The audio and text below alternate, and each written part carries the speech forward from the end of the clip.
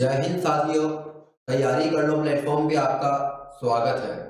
साथियों, हम लोग विद्युत वाला चैप्टर पढ़ रहे थे और आप बहुत अच्छी तरीके से अपनी पढ़ाई को कर रहे होंगे, ऐसी मुझे आशा है, क्योंकि हम बहुत अच्छे तरीके से चीज़ों को पढ़ रहे हैं और आपको चीज़ें समझ भी आ रही होगी। देखिए साथियों, आप लोग साथ साथ में ऑब्जेक्टिव भी लगाते रहिएगा, क्योंकि अपन जिस भी लेवल में बैठ करके तैयारी कर रहे हैं, जिस भी पेपर की अपन तैयारी कर रहे हैं, वहाँ पर आप हमेशा देखना थ्योरी कभी नहीं आती है, हमेशा ऑब्जेक्टिव सवाल पूछे जाते हैं। तो हमेशा अपना जो अप्रोच है वो ऑब्जेक्टिव होना चाहिए। अगर जिन्होंने थ्योरी पढ़ ली, अब वो बार बार अपने ऑब्जेक्टिव सवालों से अपने कॉन्सेप्ट को क्लियर करें, क्योंकि अपन जिस पेपर में बैठने जा रहे हैं वहाँ ऑब्जेक्टिव ही आने वाले हैं। तो आपकी जितनी तैयारी ऑब्जेक्टिव के साथ होगी, आप उतने ज़्यादा अच्छे होते जाओगे और आपको पता चलेगा कि किस प्रकार से प्रश्न डिजाइन होते हैं और हमें कौन से प्रश्न अच्छी तरीके से करने होते हैं, कौन से प्रश्न छोड़ने होते हैं, कौन से प्रश्न आसान होते हैं, कौन से प्रश्न कठिन होते हैं।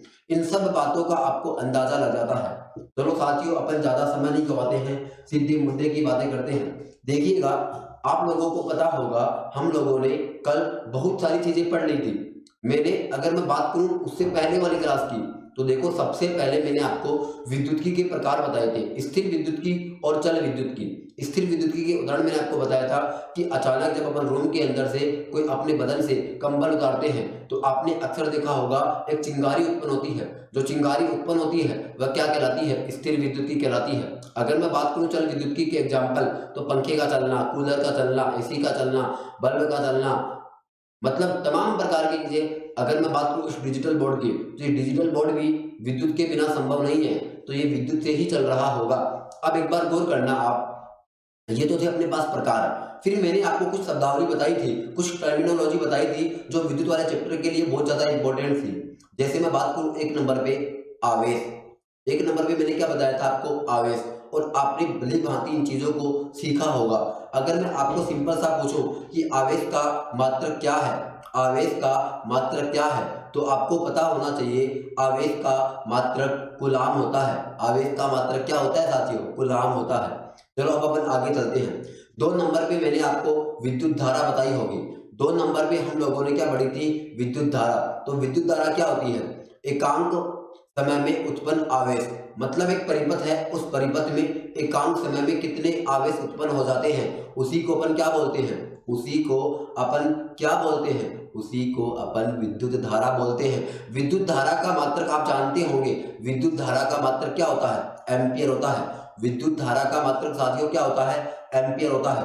अगर मैं उसके बाद में बात करूं, अगर मैं उसके बाद में बात करूं तो हमेशा याद रखना, आप ये बातें आपके जीवन में बहुत काम आने वाली है। आप पेपर दोगे तो आपको पेपर में डेफिनेटली ऐसे प्रश्न मिल जाते हैं। प्रश्न क्या है मेरा कि विद्युत धारा को मापने वाले यंत्र का नाम क्या है? तो आपको पता होना चाहिए विद्युत धारा को मापने वाले यंत्र का नाम एमीटर होता है। क्या होता है? एमीटर। और एमीटर को हमेशा हम लोग परिपथ में श्रेणी क्रम में लगाते हैं। इसका मतलब कहाँ लगाते हैं? सीरीज में लगाते हैं। चलिएगा अब अपन आगे बढ़ते हैं। 2 नंबर पे, सॉरी 3 नंबर पे मैंने आपको पोटेंशियल या पोटेंशियल डिफरेंस बताया था। पोटेंशियल क्या था? मैंने आपको ये बताया था कि सपोज करो कि एक आवेश यहाँ रखा हुआ है और एक आवेश अनंत पे रखा हुआ है। देखिएगा, ये आवेश बिंदु ए है और ये आवेश बिंदु अनंत है। मैं अनंत से उठा करके किसी आवेश को, अनंत से उठा करके किसी आवेश को, अनंत से उठा करके किसी आवेश को बिंदु ए तक ले जाऊंगा, तो मुझे कुछ कार्य तो करना पड़ेगा ना। जो मैं कार्य कर रहा हूं वही क्या कहलाएगा? विभव कहलाता है। अगर ये बिंदु अनंत ना होकर के ये बिंदु अपन को पता हो, निश्चित हो, ये तो ये क्या कहलाता है? ये पोटेंशियल डिफरेंस अर्थात विभवांतर कहलाता है। तो मैं कुछ इस प्रकार से इसका फॉर्मूला लिख सकता हूं। विभव अर्थात पोटेंशियल बराबर क्या होता है? Work upon charge. क्या हो जाएगा? Work upon charge. मैं एक बार 5 मिनट में आपका रिवीजन करा रहा हूं। आप अगर मेरे साथ साथ चीजों को दोहराओगे तो आपको ये परमानेंटली अपनी मेमोरी में सेव हो जाएगा। क्या होता है, जो आर्ट्स के स्टूडेंट होते हैं, जो कॉमर्स के स्टूडेंट होते हैं, इवन साइंस के स्टूडेंट भी कुछ ऐसे होते हैं जिनको इतना आसानी से चीजें समझ नहीं आती है, तो उनको ये चीजें बार बार दोहराने की आवश्यकता होती है। देखिएगा, कोई भी चीज अगर हमें हार्ड लगती है तो हमें उसके ऊपर बार बार मेहनत करने की आवश्यकता होती है। वो एक दिन ऐसा आएगा एक दिन ऐसा आएगा, सारी चीजें हमारी मुट्ठी में होगी और हमें बहुत सारी नौकरियां मिल जाएगी, मतलब बैक टू बैक हमें नौकरियां प्राप्त हो जाएगी। यही एक सक्सेस का मूल मंत्र होता है। कहने का मतलब आपको बार बार कंसिस्टेंटी के साथ क्या करना पड़ेगा, मेहनत करनी पड़ेगी। एक बार मैं आपको एक बात बताता हूँ। एक बार एपीजे अब्दुल कलाम से एक स्टूडेंट ने पूछा कि सर सफलता के राज क्या है, सर सफलता के राज क्या है। तो उसने क्या बताया था, उसने क्या क्या चीजें बताई थी, गौर करिएगा। उसने सफलता के 5 कारण बताए थे। मैं आपको 3 बताता हूँ, अगर आप 3 को भी फॉलो कर लोगे ना, आप अपने जीवन में बहुत आगे तक जाओगे। पहला पॉइंट क्या है, पहला पॉइंट यह है कि आप अपना लक्ष्य निर्धारित कीजिए। पहले आप अपना लक्ष्य निर्धारित कीजिए कि आप फर्स्ट ग्रेड की तैयारी करना चाहते हो, सेकंड ग्रेड की करना चाहते हो, पटवार की करना चाहते हो, ग्राम सेवक की करना चाहते हो, राजस्थान पुलिस की करना चाहते हो, कोई सेंटर में जैसे एसएससी सीजल हो गया, 10+2 हो गया। अगर आपने किसी को टेक्निकल कुछ कर रखा है, जैसे बीटेक वगैरह कुछ कर रखा है, तो अगर आप उसके अंदर भी अपना किस्मत आजमा सकते हो, ऐसी बात नहीं है। तो पहले तो आपको अपना लक्ष्य निर्धारित करना होगा, ठीक है। फिर आपको अपना कोई गुरु बनाना होगा, मतलब जहां से आप कुछ सीख सकते हो। जरूरी नहीं है कि आप वो फेस टू फेस सीखे, आजकल माध्यम डिजिटल का हो गया, वहां से भी आप सीख सकते हो। तो पहले आपको क्या करना है, आपने अगर लक्ष्य बना लिया तो उस लक्ष्य पर काम करना आपको शुरू करना पड़ेगा। उस लक्ष्य पर काम करना क्या करना पड़ेगा, शुरू करना पड़ेगा। तीसरी बात क्या है, बहुत इंपॉर्टेंट है, आपको कंसिस्टेंसी रखनी होगी, आपको निरंतरता रखनी होगी। अगर आपके काम में निरंतरता नहीं है तो आप डेफिनेटली सक्सेस पाने में क्या हो जाओगे, थोड़ी सी डिले कर दोगे। और आपसे बहुत कम लोग बहुत ऐसे लोग होंगे जो आपसे पहले सक्सेस हो जाएंगे। उसका कारण क्या है, उसका कारण यही है कि वो लोग अपने जीवन में कंसिस्टेंसी रखते हैं और निरंतरता को बरकरार रखते हैं, और वो आराम से क्या हो सकते हैं, सक्सेस हो सकते हैं। आपको चौथा मूल मंत्र बताता हूँ। जीवन में अगर आपको सक्सेस होना है तो हार्ड वर्क करना ही होगा। जीवन में कभी भी कोई सफलता का शॉर्टकट नहीं होता है, जीवन में कभी भी सफलता का शॉर्टकट नहीं होता है। अब मैं 5वां पॉइंट बता रहा हूं, आपको अपनी गलतियों पर काम करना होगा। आपको गलतियां बार बार दोहरानी नहीं होगी।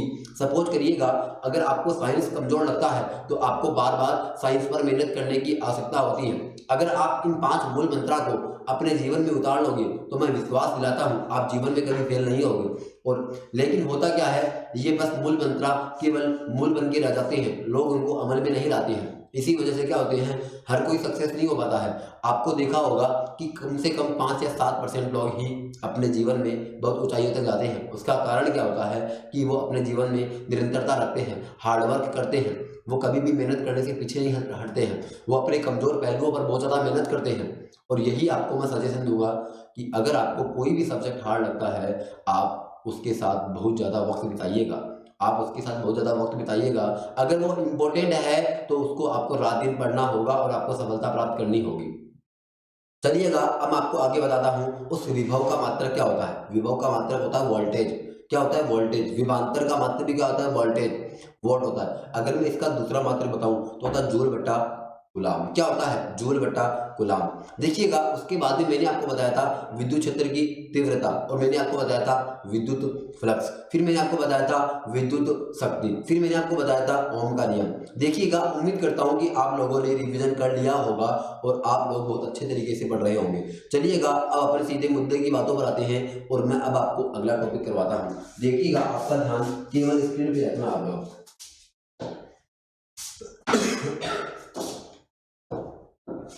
देखो, मैंने आपको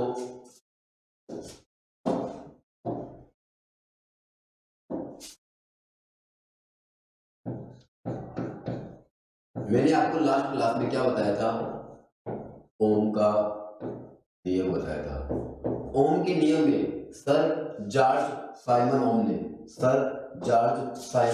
ने 1827 में क्या कहा था। मैं एक बार मुख से बोल करके बता रहा हूं आपको। सर जॉर्ज साइमन ओम ने क्या कहा था कि यदि मान लो किसी भी परिपथ में भौतिक अवस्थाओं को, जैसे ताप, दाब, लंबाई आदि को स्थिर रखा जाए तो परिपथ में उत्पन्न होने वाली विद्युत धारा विभवांतर की क्या होती है, समानुपाती होती है। तो मैं कुछ यूं कह सकता हूं कि V समानुपाती क्या हो जाएगा, I हो जाएगा। V समानुपाती क्या हो जाएगा, I हो जाएगा। V समानुपाती क्या हो जाएगा, I हो जाएगा। इसका मतलब V का मतलब क्या, वोल्टेज, और I का मतलब क्या है, धारा, जिसको अपन क्या बोलते हैं, करंट बोलते हैं। अगर मैं इस प्रोपोर्शनलिटी के साइन को हटाऊंगा तो मेरे पास v बराबर क्या हो जाएगा, आई आर आ जाएगा। v बराबर मेरे पास साथियों क्या आ जाएगा, आई आर आ जाएगा। अगर कोई आपसे पूछे कि यहाँ पे ये आर किसको रिप्रेजेंट करता है, यहाँ पे ये आर प्रतिरोध को रिप्रेजेंट करता है। किसको रिप्रेजेंट करता है, यहाँ पर ये आर प्रतिरोध को रिप्रेजेंट करता है। चलिएगा अब हम थोड़ा सा आगे बढ़ते हैं। देखिएगा ये जो आर होता है, इस आर का फॉर्मूला होता है v बट्टा आई। क्या होता है, आर का फॉर्मूला होता है v बट्टा आई। अब एक बार गौर करना, आपने अक्सर सुना होगा कि इस प्रतिरोध का जो मात्रक होता है इस प्रतिरोध का मात्रक आपने अक्सर सुना होगा, इसका मात्रक क्या होता है, ओम होता है। मैं चीज आपको और बताऊंगा, आपको ये ओम तो याद रखना ही रखना है, इसका आपको एक मात्रक और याद रखना है। देखो आर का फॉर्मूला क्या होता है, v बट्टा आई। तो क्या मैं इसका मात्रक वोल्ट बट्टा एम्पियर भी लिख सकता हूँ क्या? आप कहोगे हाँ सर ऐसा अपन बिल्कुल लिख सकते हैं। इसका मतलब इस प्रतिरोध का मात्रक क्या आ जाएगा, वोल्ट बट्टा एम्पियर आ जाएगा। अब देखो पेपर में कई बार आता है कि जो प्रतिरोध होता है, ये प्रतिरोध होता है ये किन बातों पर निर्भर करता है, ये जो प्रतिरोध होता है ये किन बातों पर निर्भर करता है। देखिएगा अगर मैं आपको बताऊं ये प्रतिरोध किस पर निर्भर करता है, प्रतिरोध किस पर निर्भर करता है, प्रतिरोध लंबाई में क्या होता है, समानुपाती होता है। इसका मतलब क्या होता है, प्रतिरोध लंबाई के सीधे सीधे समानुपाती होता है। इसका मतलब क्या होता है, एक बार समझने की कोशिश करना। सपोज करो एक इतना सा तार है, एक इतना छोटा सा तार है, इसके अंदर से विद्युत धारा जा रही है। आप इसको यूं समझिए ना, एक बार आप सपोज करना यहाँ पर मेरे पास ये बटन है, ठीक है, और यहाँ पर मैंने एक प्रतिरोध लगा दिया इसे, ठीक है, और यहाँ पर मैंने इसमें बैटरी जोड़ दी। इस प्रकार से मैंने इसके अंदर कर दिया है। अब एक बार गौर करना, इसमें प्रतिरोध क्या होता है क्या नहीं होता है। देखिएगा यहाँ पे जो मैंने यहाँ लगाया है,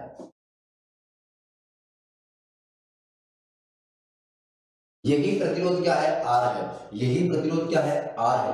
अगर मान लीजिएगा इस प्रतिरोध को बड़ा कर दिया जाए, मान लीजिएगा इस प्रतिरोध को बड़ा कर दिया जाए, मान लीजिएगा इस प्रतिरोध को बड़ा कर दिया जाए, मान लीजिएगा इस प्रतिरोध को बड़ा कर दिया जाए। अगर इस प्रतिरोध को बड़ा कर दिया जाए,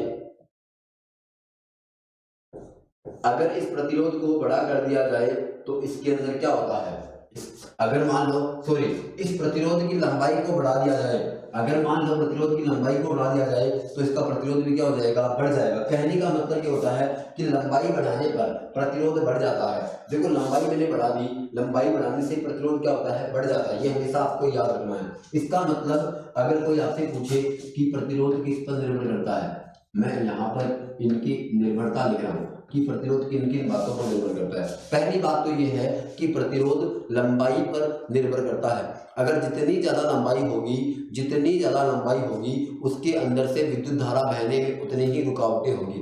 मेरी बात समझिएगा, इस प्रतिरोध का मतलब क्या होता है, प्रतिरोध का मतलब होता है कि ये विद्युत धारा में कितनी अड़चने पैदा करता है, ये विद्युत धारा में कितनी अड़चने पैदा करता है। मुझे एक चीज बताइएगा, आप सपोज कर लो कि एक तार इतना सा बड़ा है, केवल इतना सा बड़ा है, तो उसके अंदर वो ज्यादा अड़चने पैदा नहीं करेगा। लेकिन मान लीजिए कि कोई इतना बड़ा तार है, इतना बड़ा कोई वायर है, उसके अंदर से विद्युत धारा जा रही है, तो आपको पता होगा कि अब क्या हो जाएगी, वो जो प्रतिरोध होता है वो बढ़ जाएगा, उसकी रुकावटें बढ़ जाएगी, अड़चने बढ़ जाएगी। इसका मतलब यही हो सकते हैं कि आर समानुपाती क्या होता है, इसका मतलब यही होता है साथियों कि जो आर समानुपाती क्या होता है, एल होता है। इसका मतलब प्रतिरोध किस पे निर्भर करता है, लंबाई पे।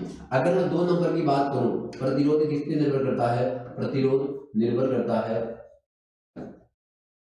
प्रतिरोध किस पर निर्भर करता है, प्रतिरोध निर्भर करता है क्षेत्रफल पर। प्रतिरोध निर्भर करता है पदार्थ के क्षेत्रफल पर। मतलब कहने का मतलब, अगर मान लो कि मेरे पास तार वर्ताकार है, तार मेरे पास क्या है, वर्ताकार है, तो ये वृत्त के क्षेत्रफल पर निर्भर करेगा। अगर ये चौकोर है तो ये चौकोर हो जाएगा, अगर मान लो ये आयताकार है तो आयताकार हो जाएगा। कहने का मतलब ये है कि आर होता है ना, ये जो प्रतिरोध होता है, ये इसके क्या होता है, व्युत्क्रमानुपाती होता है। इसको हम बोलते हैं क्षेत्रफल। इसको आप यूं समझिएगा, अगर मान लो कि क्षेत्रफल ज्यादा हो गया, अगर क्षेत्रफल ज्यादा हो गया तो वहां पे प्रतिरोध क्या हो जाएगा, घट जाएगा।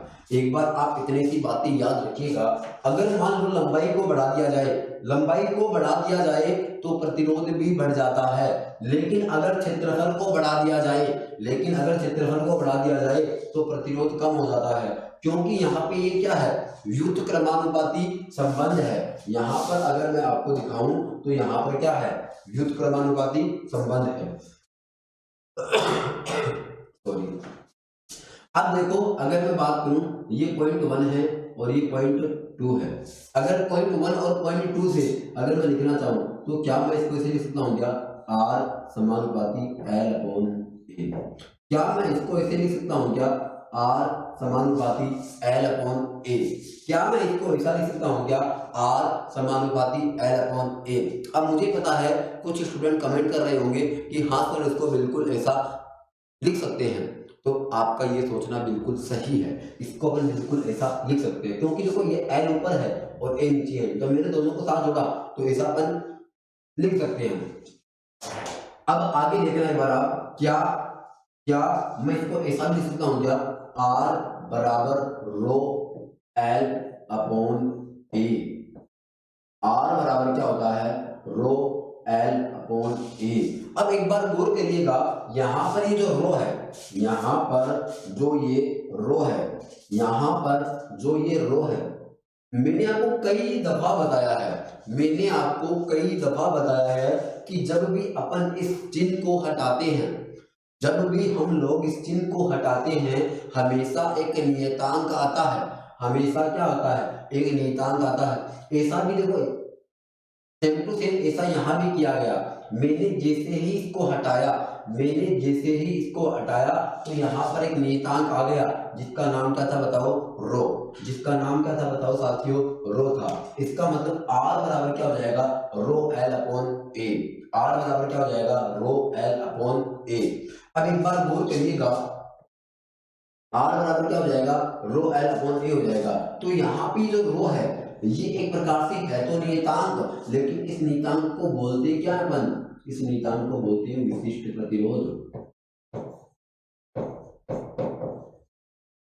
क्या बोलते हैं साथियों, इसको हम बोलते हैं विशिष्ट प्रतिरोध। अगर मैं बात करूं इसका अन्य नाम क्या होता है, अगर मैं बात करूं इसका अन्य नाम क्या होता है, इसका अन्य नाम होता है प्रतिरोधकता। इसका अन्य नाम क्या होता है साथियों, इसका अन्य नाम होता है प्रतिरोधकता।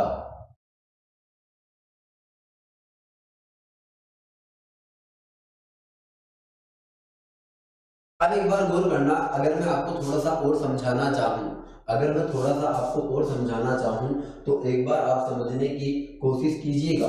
ये जो विशिष्ट प्रतिरोध है, अगर मैं बात करूं इस विशिष्ट प्रतिरोध को, क्या मैं इस विशिष्ट प्रतिरोध को क्या मैं ऐसा लिख सकता हूं,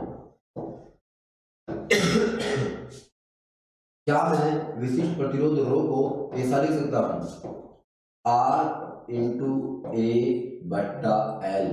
क्या मैं विशिष्ट प्रतिरोध का फॉर्मूला ये लिख सकता हूं, R इंटू ए बट्टा एल।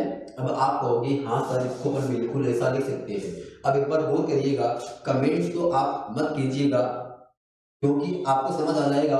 देखो ये मैंने क्या किया, R ये जो A था मैंने इसको क्रॉस मल्टीप्लाई किया तो ये R इंटू ए हो गया। अब एक बार गौर करना, ये L यहाँ पे क्या था, गुणा में था, तो मैंने उधर ला करके इसके भाग में रख दिया, तो रो बराबर क्या हो जाएगा, R इंटू ए बट्टा एल।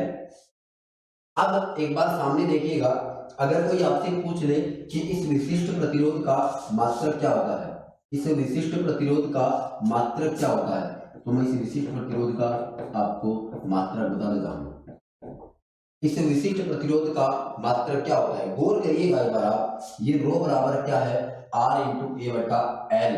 अगर मैं यहाँ पर इसकी मात्रक की बात करूं तो पहले तो मात्रक क्या आ जाएगा, ओम गुणा मीटर स्क्वायर, क्योंकि आपको पता है क्षेत्रफल का मात्रक क्या होता है, क्षेत्रफल का मात्रक मीटर स्क्वायर होता है और लंबाई का मात्रक क्या होता है, मीटर होता है, तो नीचे क्या आ जाएगा, मीटर आ जाएगा। देखिएगा एक बार आप, इस मीटर से ये ऊपर वाला मीटर क्या हो जाएगा, कैंसिल हो जाएगा। 1 मीटर से 1 मीटर क्या हो जाएगा, कैंसिल हो जाएगा। 1 मीटर से क्या हो जाएगा, 1 मीटर कैंसिल हो जाएगा। तो क्या तो क्या तो क्या मैं ऐसा कह सकता हूं, तो क्या मैं ऐसा कह सकता हूं कि इसका मात्रक क्या हो जाएगा,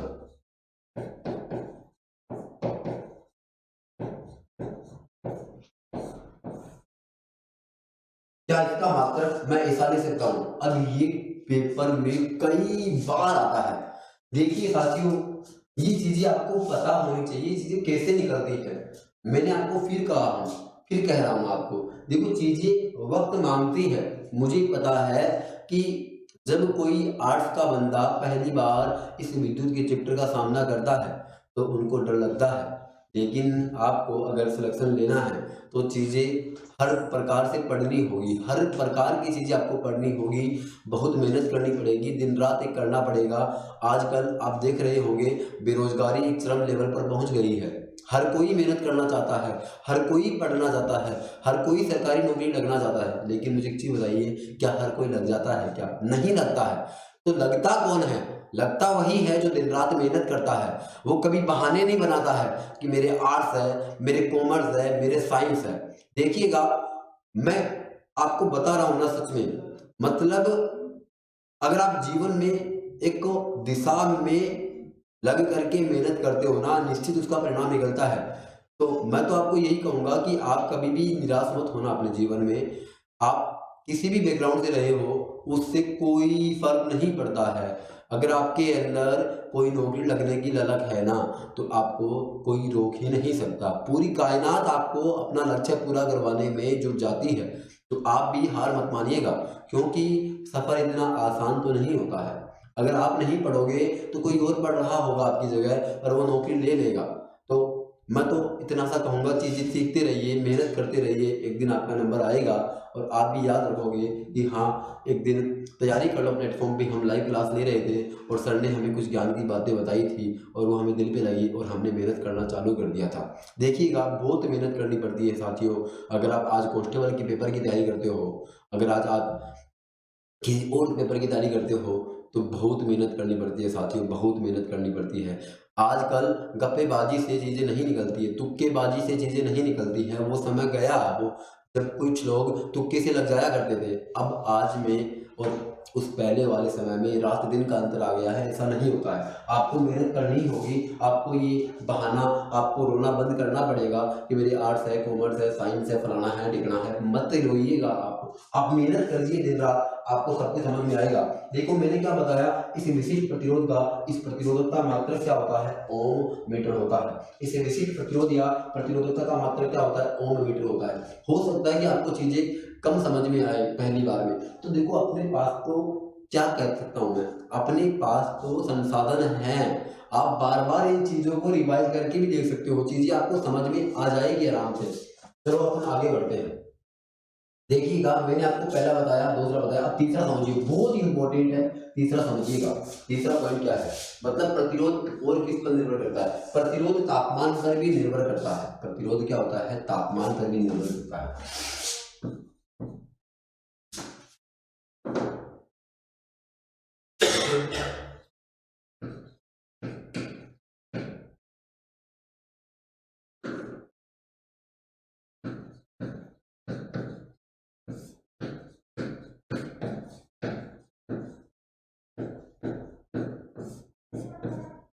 तापमान पर निर्भरता, किस पर निर्भरता, तापमान पर निर्भरता। अगर मैं बात करूं तापमान पर निर्भरता की, तो समझिएगा, जो अपना प्रतिरोध होता है, जो अपना प्रतिरोध होता है, अर्थात जो अपने पास चालक तार होता है, जो अपने पास चालक तार होता है, हो सकता है कि वो चालक हो सकता है वो कुचालक हो सकता है वो अर्धचालक हो। अपन कह सकते हैं कि वो कुचालक भी हो सकता है, वो चालक भी हो सकता है और वो अर्धचालक भी हो सकता है। चलिएगा, एक बार मैं आपको ये ना बता करके, एक बार मैं आपको ये ना बता करके, एक बार मैं आपको ये ना बता करके मैं आपको ये बता देता हूँ चालक क्या होता है।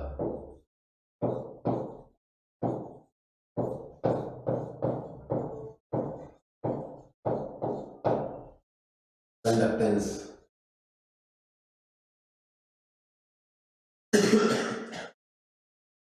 कंडक्टर, सॉरी,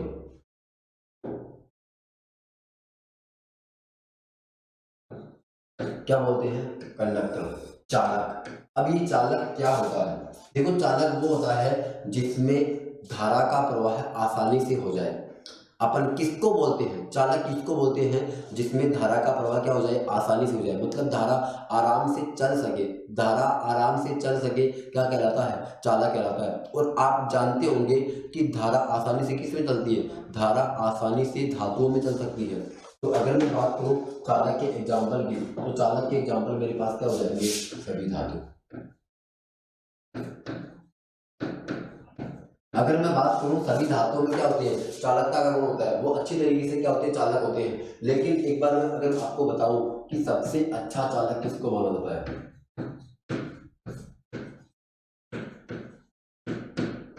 सबसे अच्छा चालक, अगर मैं बात करूं सबसे अच्छा चालक अपने पास क्या है, तो उसका नाम है चांदी।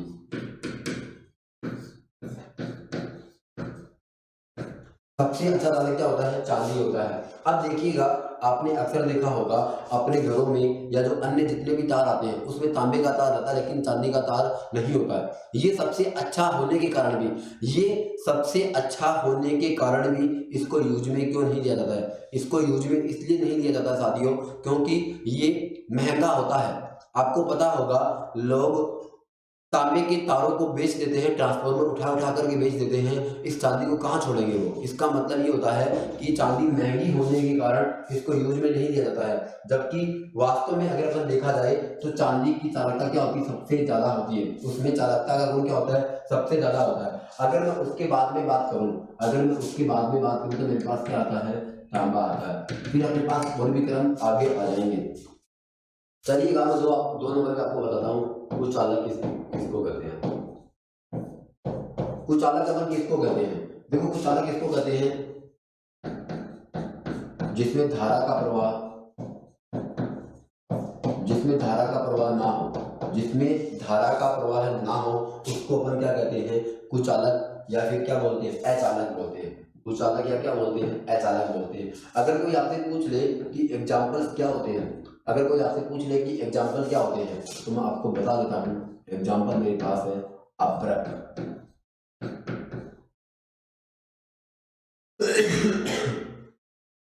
एग्जाम्पल मेरे पास क्या है, अभ्रक। अगर मैं बात करूं कांच, अगर मैं बात करूं लकड़ी, इसका मतलब ये सारे के सारे क्या होंगे, कुचालक होंगे या फिर अचालक होंगे, जिसमें धारा का प्रवाह नहीं होता है। सपोज करो कि इस मार्कर को, इस पेन को, अगर मान लो कि मैं जो 3 डॉट वाला अपने पिन आता है, एक न्यूट्रल होता है, देखो ये अपना जो स्विच आता है, आपने देखा होगा, अगर मैं इस मार्कर को स्विच में डालता हूं, अगर मैं यहां से हाथ को लगा लेता हूं, तो मुझे कोई फर्क नहीं पड़ता, मुझे कोई भी करंट नहीं आएगा। इसका मतलब ये प्लास्टिक का होने के कारण इसमें कोई भी करंट नहीं आता है। अगर मान लो कि इसी स्विच के अंदर, अगर मान लो इसी स्विच के अंदर मैं अगर पेंसिल को डालता हूं, कौन सी पेंसिल को, कच्ची पेंसिल की बात कर रहा हूं मैं, जिसको आप काठिया बोलते हो, जो भी बोलते हो, देखिएगा, अगर मान लो वो आगे से छुली हुई है और पीछे से भी छुली हुई है, अगर मान लो कि मैं आगे से इसे डालता हूँ और पीछे से मैं इसको टच करके रखता हूँ, तो अपन को करंट आ जाएगा। इसका मतलब ये होता है कि जो ग्रेफाइट होता है, जो ग्रेफाइट होता है वो विद्युत का क्या होता है, सुचालक होता है। ग्रेफाइट विद्युत का क्या होता है, सुचालक होता है। लेकिन अगर मैं बताऊं, आपने अक्सर देखा होगा कि जो बच्चे होते हैं, वो बच्चे क्या करते हैं, पीछे से पेंसिल को तोड़ देते हैं। जब तोड़ देते हैं तो आपने अक्सर देखा होगा कि बच्चे तो आपको पता है शैतानी करते ही हैं। अगर मान लो गलती से उन्होंने क्या किया, इस आगे वाले को जहाँ से छिला हुआ था उसने इसमें डाल दिया और पीछे से उसने अपने हाथ लगा लिया, तो उसको करंट आ सकता है, क्योंकि पेंसिल किसकी बनी होती है, ग्रेफाइट की बनी होती है। इसीलिए आपने अक्सर देखा होगा कि अपनी जो पेंसिल्स आती है उसके पीछे काले कलर की क्या रहती है, कोटिंग की भी रहती है, ताकि जो भी बच्चा अगर पेंसिल को काम में ले तो पीछे से वो क्या कर सके, पीछे से उसको क्या करे, टच भी करे तो उसको कोई भी करंट ना आए। अगर अगर मैं बात करूं उसके अलावा आपने देखा होगा कि अगर जिसके पीछे ये कोटिंग नहीं होती है काले कलर की, तो आपने देखा होगा कि पेंसिल के जस्ट पीछे क्या होता है, रबर होता है। और आप समझ सकते हो कि रबर क्या होता है, रबर विद्युत का क्या होता है, कुचालक होता है। रबर विद्युत का क्या होता है, कुचालक होता है। तो आपको समझ आया होगा क्या चालक होता है और क्या कुचालक होता है। अब मैं 3 नंबर पे बात करता हूँ। 3 नंबर में मेरे पास है अर्धचालक।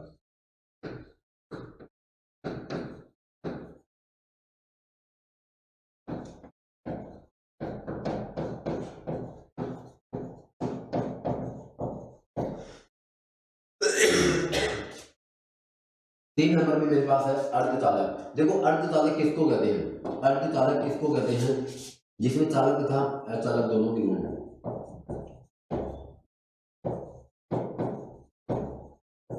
जिसमें चालक तथा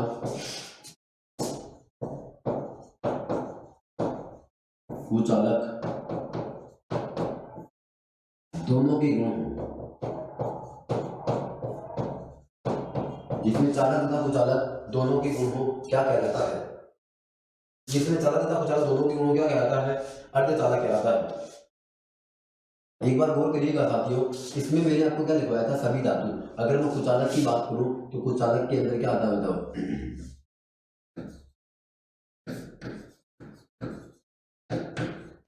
सभी अधातु। देखो कुछ अपवाद होते हैं, कुछ तो अपवाद होते हैं। जैसे मैं बात करूं ग्रेफाइट क्या होता है? कार्बन तो होता है, लेकिन ये विद्युत का क्या होता है? कुचालक होता है। कुछ अपवाद होते हैं, अपन अपवादों को नहीं देखेंगे एक बार, लेकिन अधिकतर अपन देखें सभी अधातु क्या होती है? कुचालक होती है। उसी प्रकार से अगर मैं बात करूं, अगर मैं बात करूं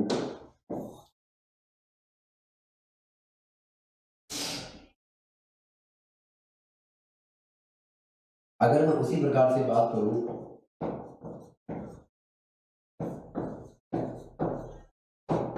सभी उपधातुएं क्या होती है? सभी उपधातुएं क्या होती है? अर्धचालक। लेकिन इसमें सभी नहीं होती है, मैं इसमें लिख देता हूं कुछ, है ना? अब एक बार गौर करना, एग्जाम्पल कौन कौन से हैं मेरे पास? एग्जाम्पल जो अच्छे हैं अर्धचालक, जो अच्छे अर्धचालक है, एक का नाम है सिलिकॉन और एक का नाम है जर्मेनियम।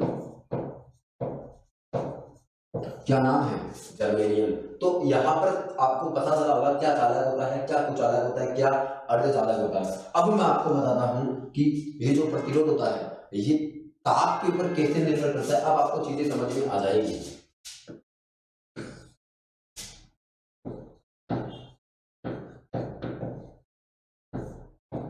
प्रतिरोध की ताप पर निर्भरता।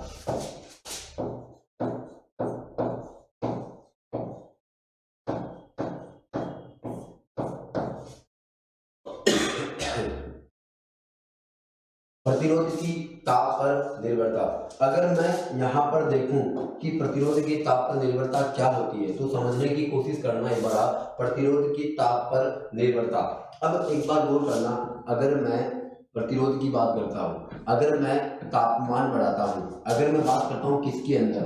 अगर मैं चालक के अंदर, अगर मैं चालक के अंदर तापमान बढ़ाऊंगा, अगर तापमान बढ़ता है किसके अंदर? देखिए मैं बात कर रहा हूं किसकी? प्रतिरोध की। आपको हर चीज समझ में आएगी, कहीं कोई तकलीफ नहीं होगी, बस थोड़ा सा आपका वक्त जरूर लूंगा मैं ज्यादा। देखिएगा, अगर तापमान बढ़ा दिया जाए किसका? चालक तार का। अगर चालक तार का तापमान बढ़ा दिया जाए तो उसके प्रतिरोध पर क्या प्रभाव पड़ेगा? अब एक बार समझने की कोशिश करना इसका मतलब क्या है। एक बार समझने की कोशिश करना इसका मतलब क्या है। देखिएगा, मैंने यहां पर एक चालक तार को जूम करके आपको दिखाया है।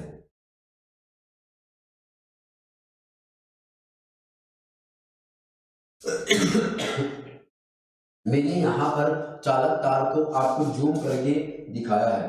मैंने यहां पर आपको चालक तार को क्या करके दिखाया है? जूम करके दिखाया है। अब देखो उसके अंदर क्या होते हैं? इसके अंदर इलेक्ट्रॉन ऐसे दौड़ते रहते हैं, इसके अंदर इलेक्ट्रॉन ऐसे दौड़ते रहते हैं।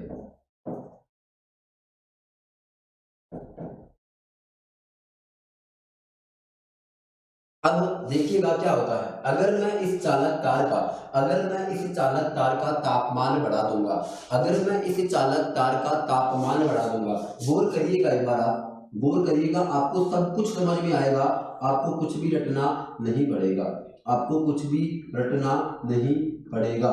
ये मेरा गारंटी से आपको वादा है। देखिएगा, ये एक पानी है और मैंने नीचे इसको गर्म किया है। आपने अक्सर देखा होगा कि जब हम किसी भी चीज को गर्म करते हैं, जब हम किसी भी चीज को गर्म करते हैं तो उनके आगे भी कणों के मध्य जो स्थान होता है, जो बॉन्डिंग होती है, वो बॉन्डिंग टूटने लगती है। वो बॉन्डिंग क्या होती है, टूटने लगती है, और वो जो पार्टिकल्स होते हैं वो पार्टिकल्स ऊपर मूवमेंट करने शुरू करते हैं, वो पार्टिकल्स ऊपर मूवमेंट करने शुरू करते हैं। इसका मतलब क्या होता है, जैसे मैं गर्म करूंगा ये वाला पार्टिकल ऐसे करके ऊपर जाना स्टार्ट हो जाएगा। इसका मतलब वो पहले क्या करते हैं, दौड़ लगाते हैं। एक बार गौर करना, अब जैसे ही आपको एजिटिव यहाँ पे समझना है, आपको एजिटिव यहाँ पे समझना है, जिस प्रकार से यहाँ पर पानी है तो यहाँ पर क्या है, इलेक्ट्रॉन्स है। अगर मैं इन इलेक्ट्रॉनों का तापमान बढ़ाऊंगा तो ये क्या होते हैं, ये इलेक्ट्रॉन इसको मूवमेंट करने लग जाएंगे, वो रैंडमली जोर से क्या होते हैं, मूवमेंट करते हैं। इसका मतलब क्या होता है, ये रैंडमली ऐसे मोशन करते हैं। रैंडमली जब जोर से मोशन करते हैं तो क्या होता है कि जब इसमें से विद्युत धारा प्रवाहित होती है तो विद्युत धारा को वास्तव में मार्ग नहीं मिल पाता है। विद्युत धारा को क्या नहीं मिल पाएगा, विद्युत धारा को मार्ग नहीं मिल पाता है। एक बार यूं समझिए, आप क्या आप चलते हुए पानी में, क्या आप बहते हुए पानी में अपनी परछाई देख सकते हो क्या? आप कहोगे नहीं, बिल्कुल नहीं देख सकते। इसका मतलब यही हुआ कि जब अपन इलेक्ट्रॉनों को गर्म करते हैं, समझने की कोशिश करना, मैं क्या बताना चाह रहा हूं, आपको हर चीज समझ में आएगी। अगर मैंने यहाँ पर इसका तापमान बढ़ा दिया, अगर मैंने यहाँ पर इसका तापमान बढ़ा दिया तो इसके अंदर जो इलेक्ट्रॉन्स है वो रेंडमली कभी ऐसे, कभी इधर, कभी इधर, कभी इधर, कभी इधर, कभी इधर, कभी इधर, कभी इधर मोशन करने लग जाएंगे। जब इलेक्ट्रॉन्स बार बार ऐसे मोशन करने लग जाते हैं तो जब इसके अंदर से धारा जाती है, जब इसके अंदर से धारा जाती है तो ये बार बार जब इलेक्ट्रॉन ऊपर से मोशन करते हैं तो क्या होता है, इस धारा के बीच में, इस इलेक्ट्रॉन के मोशन करते हुए बीच में आ जाते हैं और वो धारा यहाँ से यहाँ नहीं पहुंच पाती है, धारा यहाँ से यहाँ नहीं पहुंच पाती है। इसका मतलब ये हुआ, इसका मतलब ये हुआ तापमान बढ़ाने पर, तापमान बढ़ाने पर प्रतिरोध क्या होता है, बढ़ जाता है। तापमान बढ़ाने पर प्रतिरोध क्या होता है, बढ़ जाता है। मैंने क्या कहा आपको कि चालक तार में जो इलेक्ट्रॉन्स होते हैं, चालक तार के अंदर जो इलेक्ट्रॉन्स होते हैं, वो इलेक्ट्रॉन जब गति करेंगे, वो इलेक्ट्रॉन जब गति करेंगे तो क्या होता, क्या है, होता क्या है, होता ये है कि जब ये रैंडमली मोशन करते हैं ना तो उस विद्युत धारा को समझ में नहीं आता कि मुझे वास्तव में जाना कहाँ है, उसको वास्तव में एक मार्ग नहीं मिल पाता है और वो आगे तक पहुंच नहीं पाती है। और वास्तविकता ये होती है कि विद्युत धारा को आगे तक जाने में कष्ट होता है और रुकावट महसूस होती है, और वही रुकावट क्या कहलाती है, प्रतिरोध कहलाती है। वही रुकावट क्या कहलाती है, वही रुकावट प्रतिरोध कहलाती है। वही रुकावट साथियों क्या कहलाती है, प्रतिरोध कहलाती है।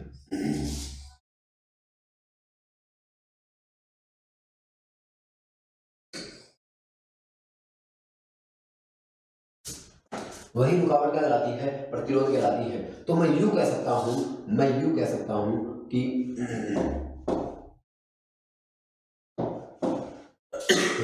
मैं यूं कह सकता हूं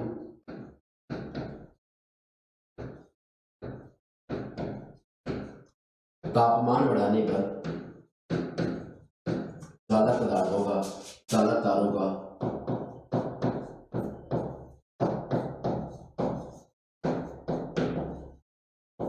प्रतिरोध बढ़ता है।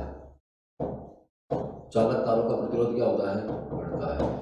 अगर मैं बात करूं, ये पॉइंट आपको समझ में आया होगा।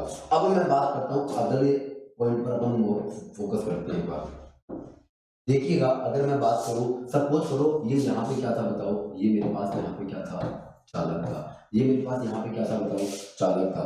अब मैं आपको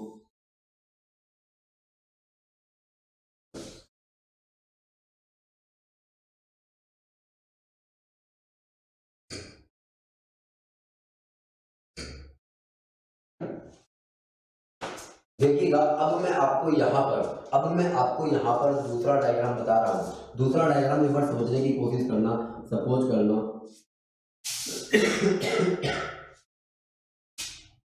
कि मैंने क्या किया, यहाँ पर तार लगाया है ऐसे।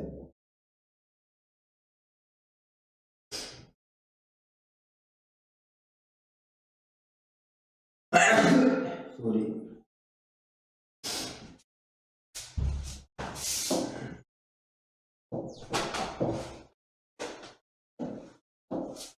देखिएगा यहाँ पर धारा ऐसे जाएगी। अब देखो ये क्या होता है, ये कुचालक होता है और आपको पता होता है कि कुचालक के अंदर तो पहले से इलेक्ट्रॉन नहीं होते हैं, इलेक्ट्रॉन उसमें प्रवाहित हो ही नहीं सकते हैं। अब देखो मैं जैसे ही कुचालक पदार्थों को देखिएगा, मैं यहाँ लिख देता हूँ कि ये कैसा है, ये कुचालक है, ये कैसा है, कुचालक, या फिर मैं ये बोल सकता हूँ ये क्या है, अचालक है। देखिएगा जब अचालक पदार्थों का तापमान बढ़ाया जाता है तो उसमें इलेक्ट्रॉन तो होते रहिए पहले से। अब आप इसको उसी प्रकार से समझिएगा जैसे मैंने आपको ऊपर बताया था कि जैसे इसका तापमान बढ़ाएंगे, जैसे इसके अंदर तापमान बढ़ाएंगे तो आप देखो इसको सिंपली भी समझ सकते हो। कुचालक के अंदर तो क्या होता है, कुचालक का प्रतिरोध तो वैसे ज्यादा होता है, कुचालक का प्रतिरोध तो क्या होता है, वैसे ही ज्यादा होता है, कुचालक का प्रतिरोध तो क्या होता है, वैसे ही ज्यादा होता है। तो आप इसको सीधे यूं समझ लीजिए कि तापमान बढ़ाने पर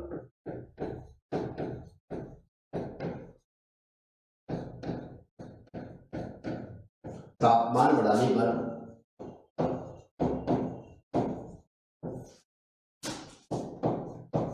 कुचालकों का प्रतिरोध क्या होता है, कुचालकों का प्रतिरोध क्या होता है, बढ़ता है। क्योंकि आपको पता होगा कुचालक के अंदर तो कुचालक का प्रतिरोध तो वैसे ज्यादा होता है, तो आप उसको सीधे यूं समझ लीजिए कि तापमान बढ़ाने पर भी क्या होती है, कुचालकों का प्रतिरोध ज्यादा ही होता है। चलो अब मैं आपको 3 नंबर में बताता हूँ, 3 नंबर में मेरे पास क्या है।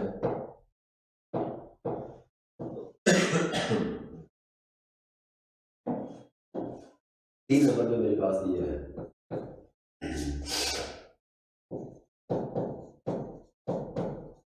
तापमान बढ़ाने पर जो अर्धचालक होते हैं, तापमान बढ़ाने पर इन अर्धचालकों का प्रतिरोध क्या होता है, घटता है। इनका प्रतिरोध क्या होता है, घटता है। अब एक बार समझने की कोशिश करना ये कैसे होता है।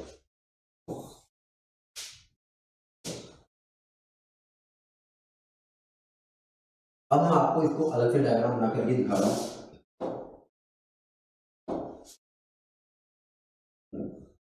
आप समझने की कोशिश करना इस चीज को।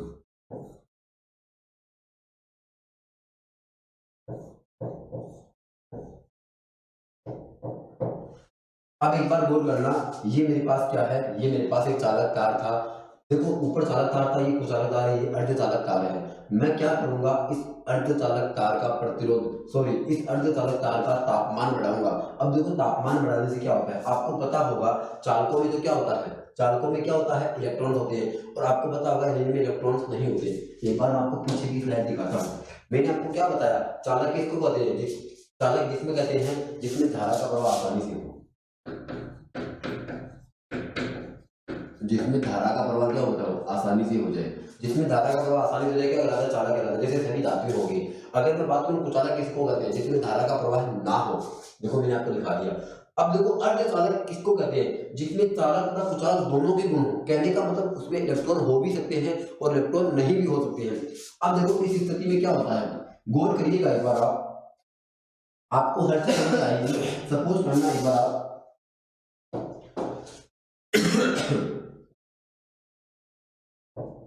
देखो इसके अंदर कुछ तो क्या है, इलेक्ट्रॉन्स है, कुछ तो क्या है इसके अंदर इलेक्ट्रॉन्स है, और कुछ इसके अंदर इलेक्ट्रॉन्स नहीं है। कहने का मतलब यही है कि इसके अंदर कुछ तो इलेक्ट्रॉन्स है, कुछ नहीं है। अब देखो होता क्या है, जैसे ही अपन गर्म करेंगे, जैसे ही अपन अर्धचालकों को गर्म करेंगे तो होता क्या है, कुछ तो उसमें इलेक्ट्रॉन्स होते हैं, कुछ में क्या होते हैं, नहीं होते हैं। तो उनमें क्या होता है, जब अपन गर्म करेंगे ना तो ये पूरा का पूरा क्या होता है, चालकता बैलेंस हो जाता है। ये अर्धचालकता क्या हो जाता है, बैलेंस हो जाता है। और उसके अंदर धारा का प्रवाह क्या होता है, आसानी से हो जाता है। उसमें धारा का प्रवाह क्या हो जाता है, आसानी से हो जाता है। तो इसको मैं आपको यूं समझा सकता हूं कि अर्धचालक, देखो अर्धचालक का मतलब क्या होता है, वो आधे तो चालक होते हैं, आधे क्या होते हैं, कुचालक होते हैं। आधे चालक होते हैं, आधे क्या होते हैं, कुचालक होते हैं। तो उसमें क्या होते हैं, चालकों का प्रभाव कुचालक को खत्म कर देंगे, चालकों का प्रभाव कुचालक क्या कर देंगे, खत्म कर देंगे। और ये जो गाड़ी होती है वो बर्नार्ड करती सीधी आगे जाएगी। इसका मतलब इसमें धारा का प्रवाह क्या हो जाएगा, आसानी से हो जाएगा। जब धारा का प्रवाह आसानी से होता है तो अपन यूं कह सकते हैं कि उसका प्रतिरोध क्या हो जाएगा, उसका प्रतिरोध नीचे गिर जाएगा, उसका प्रतिरोध क्या हो जाएगा, नीचे गिर जाएगा। अब उम्मीद करता हूं साथियों ये आपको पॉइंट समझ में आया होगा।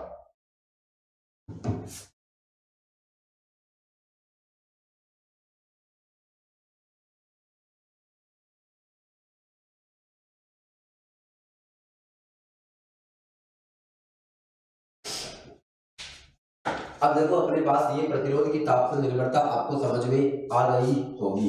अब देखो, अब मैं आपको आगे लेकर के चलता हूँ। देखो साथियों, मुझे ऐसा लग रहा है कि आपको चीजें अच्छे से समझ में आ गई होगी, और ऐसा मानिएगा अब हम इस टॉपिक के एंड के ऊपर है। अब आपको सारी कहानी मैं एक बार बता देता हूँ क्या है। देखिएगा, मैंने आपको प्रतिरोध की निर्भरता बता दी। अब मेरे पास 2-3 टर्मिनोलॉजी और है, वो अपन जल्दी से सीखते हैं और अपन इस चैप्टर को एंड करते हैं। एक मेरे पास शब्द है चालकता, एक मेरे पास शब्द क्या है, चालकता। अब देखो, चालकता को अपन क्या बोलते हैं, कंडक्टिविटी बोलते हैं। क्या बोलते हैं, कंडक्टिविटी। अब ये चालकता क्या होती है मैं आपको बता देता हूँ एकदम सिंपल भाषा में।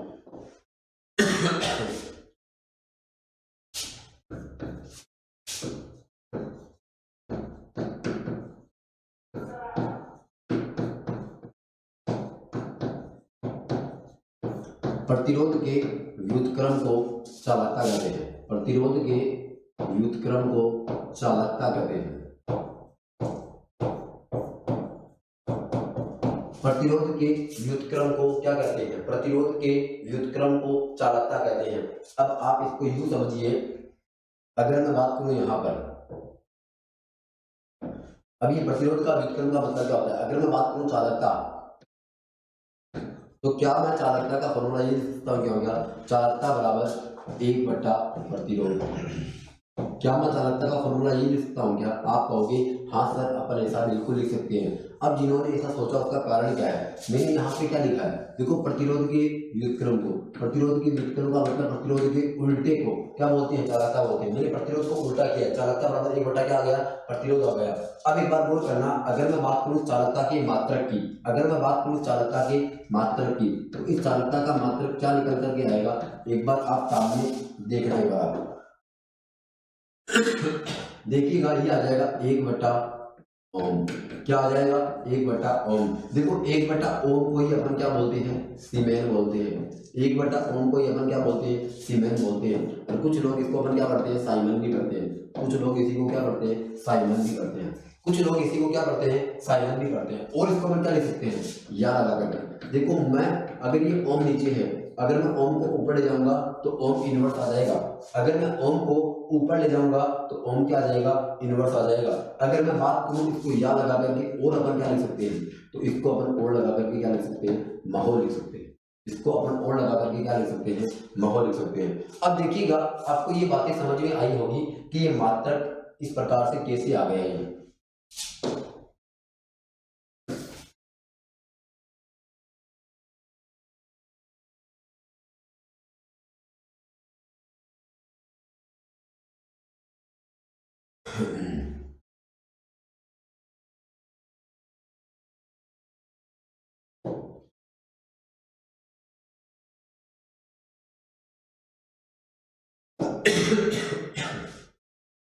देखिएगा, इसको अपन ऐसा क्यों बोलते हैं, मात्रक बराबर क्या हो जाएगा, 1/ओम। ये तो आपको समझ में आया होगा, क्योंकि प्रतिरोध का मात्रक क्या होता है, ओम होता है। अब एक बार गौर करना, इसको अपन क्या लिख सकते हैं, सीमेन या साइमन भी।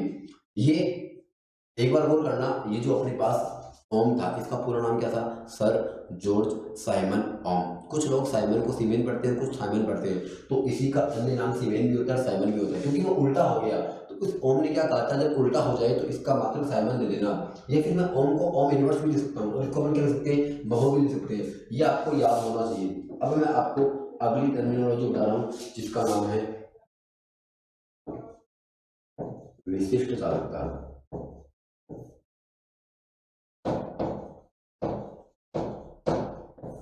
जिसको अपन क्या बोलते हैं, विशिष्ट चालकता, स्पेसिफिक कंडक्टिविटी। Specific conductivity. अब ये स्पेसिफिक कंडक्टिविटी क्या होती है, इसको समझने की कोशिश करना। ये स्पेसिफिक कंडक्टिविटी क्या होती है, अगर मैं बात करूं, इसको अपन बोलते हैं विशिष्ट प्रतिरोध के व्युत्क्रम को। विशिष्ट प्रतिरोध के व्युत्क्रम को विशिष्ट चालकता कहते हैं।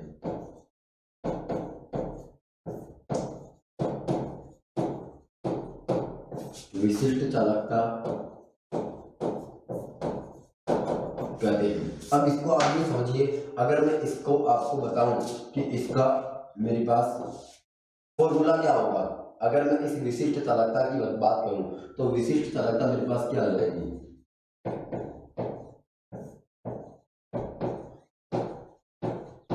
विशिष्ट चालकता बराबर देखो विशिष्ट प्रतिरोध के व्युत्क्रम को, तो इसका फॉर्मूला मैं लिख दूंगा 1/विशिष्ट प्रतिरोध, 1/विशिष्ट प्रतिरोध। अब ये 1/विशिष्ट प्रतिरोध आया है, एक बार गौर करना, ये तो इसका क्या आया है, आप इस बात को समझ सकते हो कि ये मेरे पास क्या आया है।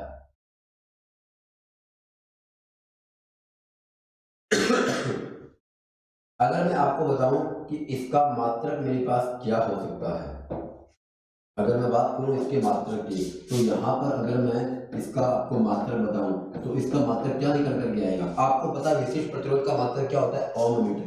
तो क्या मैं इसको 1/ओम मीटर लिख सकता हूँ क्या? आप कहते हो कि हाँ सर, ऐसा हम लोग बिल्कुल लिख सकते हैं। अब देखो मैं याद लगा करके इसका दूसरा मात्रक लिखता हूँ, मैं इसका याद लगा करके दूसरा मात्रक लिखता हूँ। आपको पता है कि 1/ओम को अपन क्या लिखते हैं, साइमन। तो क्या मैं इसका मात्रक साइमन बट्टा मीटर लिख सकता हूँ क्या? क्या मैं इसका मात्रक साइमन बट्टा मीटर लिख सकता हूँ क्या? क्या मैं इसका मात्रक याद लगा करके महो बट्टा मीटर लिख सकता हूँ क्या? क्या मैं इसका मात्रक याद लगा करके महो बट्टा मीटर लिख सकता हूँ क्या? आप कहोगे हाँ बिल्कुल। क्या मैं याद लगा करके इसका मात्रक ओम इनवर्स और मीटर लिख सकता हूँ क्या? क्या मैं ऐसा भी लिख सकता हूँ क्या? अब आप कहोगे हाँ सर, इनको ऐसा अपन बिल्कुल लिख सकते हैं। अब साथियों, ये चैप्टर एकदम से मेरी तरफ से क्लोज हो चुका है। अब मैं आपको ऐसी डाटा बताता हूँ जो आपको रटनी पड़ेगी, उसमें समझने का कुछ भी नहीं है, उसमें समझने की कुछ भी बातें नहीं है, लेकिन अपने पेपर में अक्सर आ जाती है। तो चलो अपन, मैं आपको सीधा लिखवा देता हूँ एक बार, चलो मैं आपको सीधा लिखवा देता हूँ।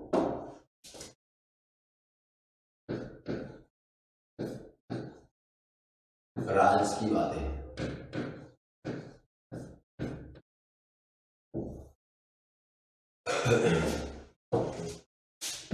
आपको राज की बातें लिखवा रहा हूं। अगर मैं बात करूं सबसे पहले एमीटर की, अगर मैं बात करूं एमीटर की, ये एमीटर क्या काम आता है, एमीटर क्या है, ये धारा मापक यंत्र है। ये क्या है मेरे पास, धारा मापक यंत्र है। अगर मैं बात करूं वोल्ट मीटर क्या है, वोल्ट मीटर मेरे पास क्या है, विभवांतर या विभव मापक यंत्र है। ठीक है। अगर मैं बात करूं मेरे पास इलेक्ट्रोमीटर क्या है, विद्युत वाहक बल मापक यंत्र, विद्युत वाहक बल मापक यंत्र। देखिएगा एक बार मैं इधर भी नाम लिख देता हूं। देखो 2 नंबर पे मेरे पास है वोल्ट मीटर, 3 नंबर पे मेरे पास है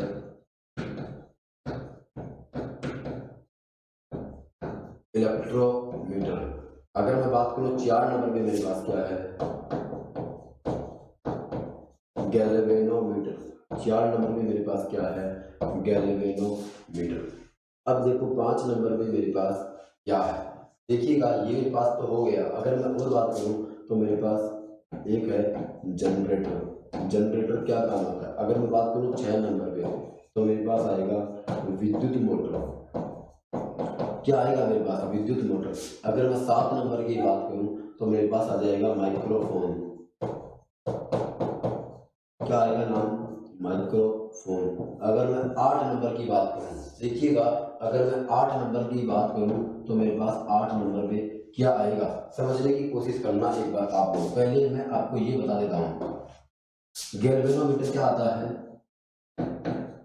धारा प्रबलता मापक यंत्र, धारा प्रबलता मापक यंत्र। देखो ये केवल धारा है, और जबकि ये धारा प्रवलता है, इसको थोड़ा सा ध्यान रखना है आपको। जनरेटर की बात करूं तो जनरेटर क्या करता है,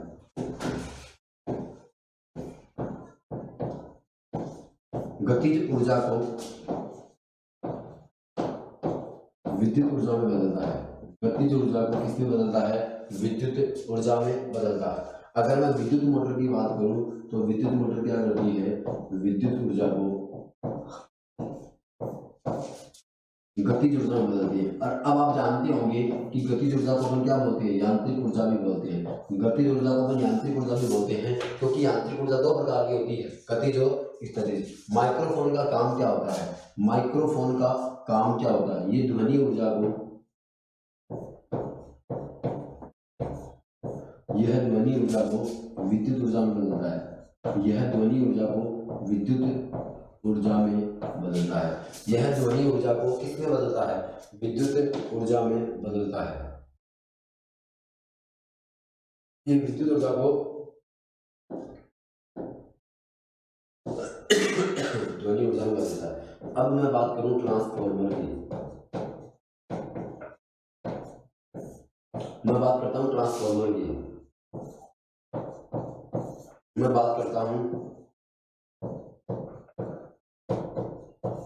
डिस्टकारी की, मैं बात करता हूं इन्वर्टर की। देखिएगा एक बार मैं इनका काम आपको और बता देता हूं, उसके बाद में अगर मैं ट्रांसफार्मर की बात करूं तो ट्रांसफार्मर क्या करता है, उच्च विभव को निम्न विभव या निम्न विभव को उच्च विभव में चेंज करता है। उच्च विभव को निम्न विभव या निम्न विभव को उच्च विभव में चेंज करता है। देखो डिस्टकारी और इन्वर्टर में क्या काम होता है, आपने अक्सर देखा होगा कि हम लोग घरों में क्या रखते हैं, एक इन्वर्टर रखते हैं। हम लोग घरों में क्या रखते हैं, इन्वर्टर रखते हैं। इन्वर्टर क्या करता है, देखो इन्वर्टर के अंदर ही एक डिवाइस लगी रहती है जिसका नाम होता है डिस्टकारी रेक्टिफायर। वो रेक्टिफायर क्या करता है, वो रेक्टिफायर अपनी एसी ऊर्जा को डीसी में बदल देता है, अपनी एसी ऊर्जा को डीसी ऊर्जा में अपने पास रख लेता है। इसका मतलब अगर मैं डीसी की बात करूं, सॉरी अगर मैं बात करूं डिस्टकारी की, तो ये एसी को डीसी में बदलता है, एसी को डीसी में बदलता है। जबकि अगर मैं बात करूं इन्वर्टर की, तो इन्वर्टर क्या करता है, इन्वर्टर डीसी को एसी में बदलता है।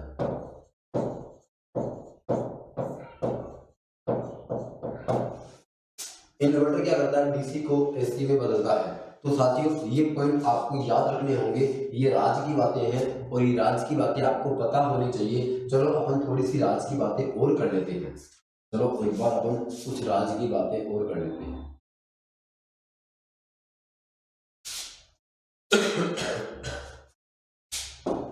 चलिएगा कुछ राज की बातें मैं आपको और बता देता हूँ। देखिएगा आप लोग देखते होंगे कि अपने घरों में जो संयोजन होता है, अपने घरों में जो विद्युत का संयोजन होता है,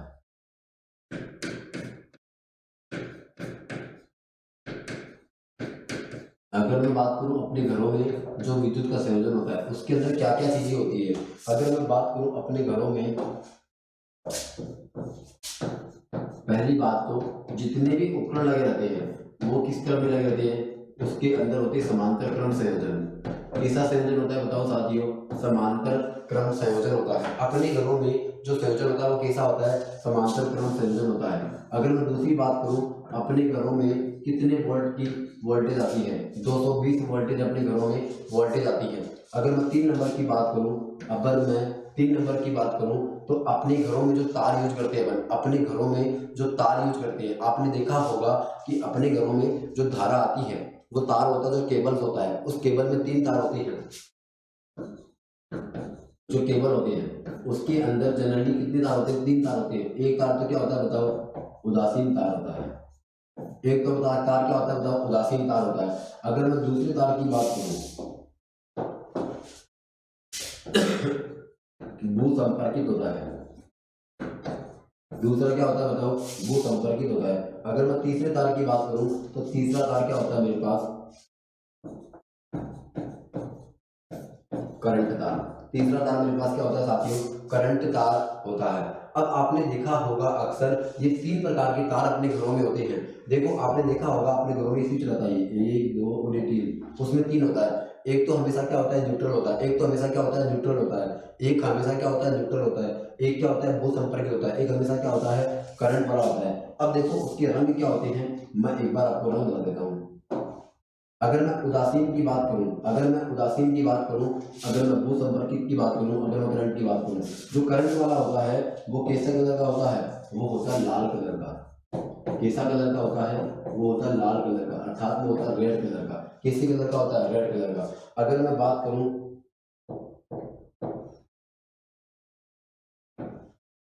अगर मैं बात करूं भू संपर्कित, भू संपर्कित कैसा होता है, हरा होता है। भू संपर्कित कैसा होता है, बताओ, हरा होता है। अगर मैं उदासीन की बात करूं तो उदासीन कैसा होता है, उदासीन काला होता है। उदासीन तार कैसा होता है, बताओ, काला होता है। अब देखिएगा मैंने आपको बहुत सारे पॉइंट बता दिए हैं और आपको चीजें बहुत अच्छी तरीके से समझ में आ गई होगी। तो साथियों मैंने आपको विद्युत वाला चैप्टर पूरा का पूरा करवा दिया है। अब आप कैसी भी बुक लगाइए, कैसे भी प्रश्न कीजिए, मैं आपको विश्वास दिलाता हूँ आप हर प्रश्नों को कर पाओगे, आपको कहीं कोई मुश्किल नहीं होगी। अब देखिएगा अब अपन आगे चलते हैं और अब अपन नया चैप्टर पढ़ेंगे जिसका नाम है चुंबक। जिसका नाम साथियों क्या है, चुंबक। तो अब अपन नया चैप्टर पढ़ेंगे जिसका नाम साथियों क्या है, चुंबक।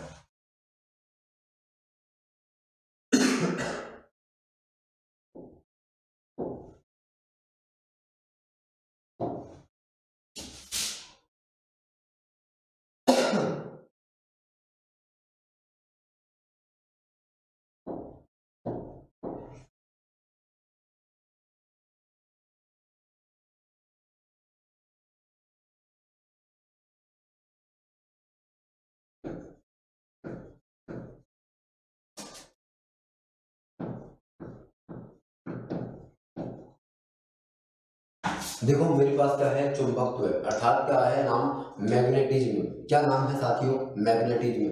अब देखो चुंबक वाले चैप्टर में अपन को कहाँ से क्या पढ़ना है, कैसे पढ़ना है चीजों को। देखिए साथियों आप लोगों ने चुंबक तो अक्सर देखा ही होगा, आप लोगों ने चुंबक तो देखा ही होगा।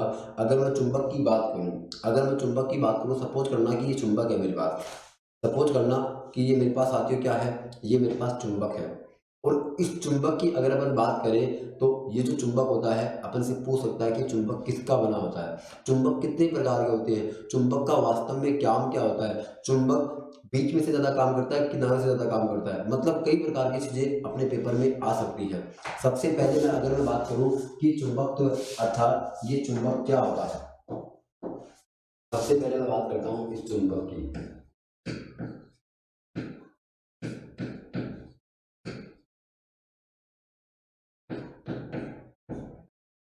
अगर मैं बात करूं इस चुंबक की अर्थात इस मैग्नेट की, अगर मैं बात करूं इस चुंबक की अर्थात इस मैग्नेट की, तो चुंबक जो होता है ना,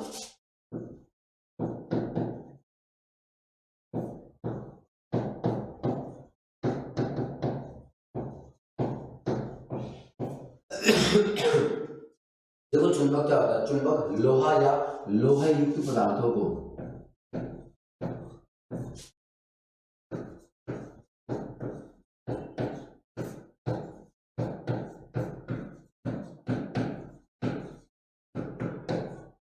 चुंबक लोहा या लोहा युक्त पदार्थों को क्या करता है, आकर्षित करता है।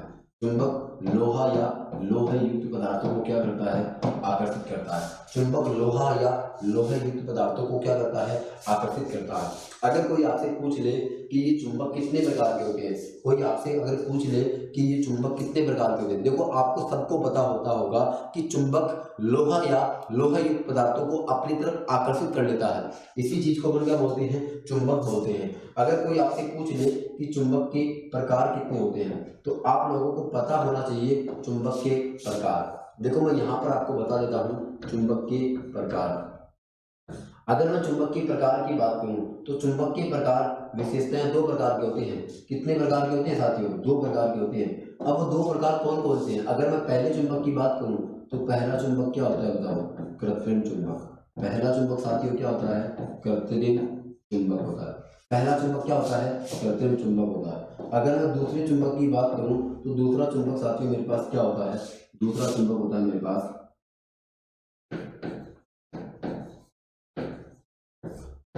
प्राकृतिक चुंबक। अगर मैं दूसरे चुंबक की बात करूं तो दूसरा चुंबक मेरे पास साथियों क्या होता है, प्राकृतिक चुंबक। अब कोई आपसे पूछ सकता है कि कृत्रिम चुंबक क्या होता है और ये प्राकृतिक चुंबक क्या होता है, तो देखो साथियों सीधा सिंपल सा इसका जवाब है, ऐसा चुंबक जो हमें प्रकृति से प्राप्त हो, ऐसा चुंबक जो हमें प्रकृति से प्राप्त हो क्या कहलाता है, प्रकृति से प्राप्त चुंबक क्या कहलाता है, प्राकृतिक चुंबक। अगर मैं इसकी बात करूं कृत्रिम चुंबक इसको कहते हैं, ये चुंबक मानव निर्मित होते हैं।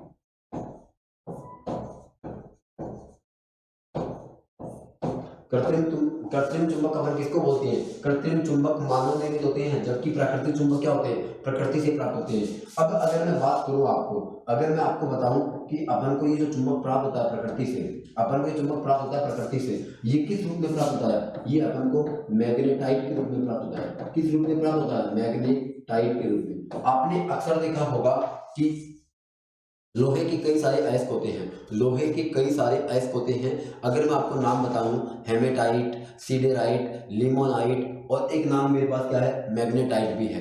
अभी जो मैग्नेटाइट है ना, ये अपन को धरती से मिलता है, ये अपन को प्रकृति से मिलता है, ये अपन को नीचे से जमीन से मिलता है। जब हम नीचे जमीन की खुदाई करते हैं, मिट्टी को खोदते हैं, तो उसी जमीन के नीचे से हमें क्या मिलता है, मैग्नेटाइट मिलता है। अगर वास्तव में देखा जाए, ये मैग्नेटाइट एक प्रकार से चुंबकीय होता है, जिसको अपन क्या बोलते हैं, प्राकृतिक चुंबक बोलते हैं। और ये जो मैग्नेटाइट होता है, इसमें क्या होता है, खास गुण होता है, ये लोहे के कणों को अपनी ओर आकर्षित कर लेता है, इसीलिए इसको क्या बोला गया, प्राकृतिक चुंबक बोला गया।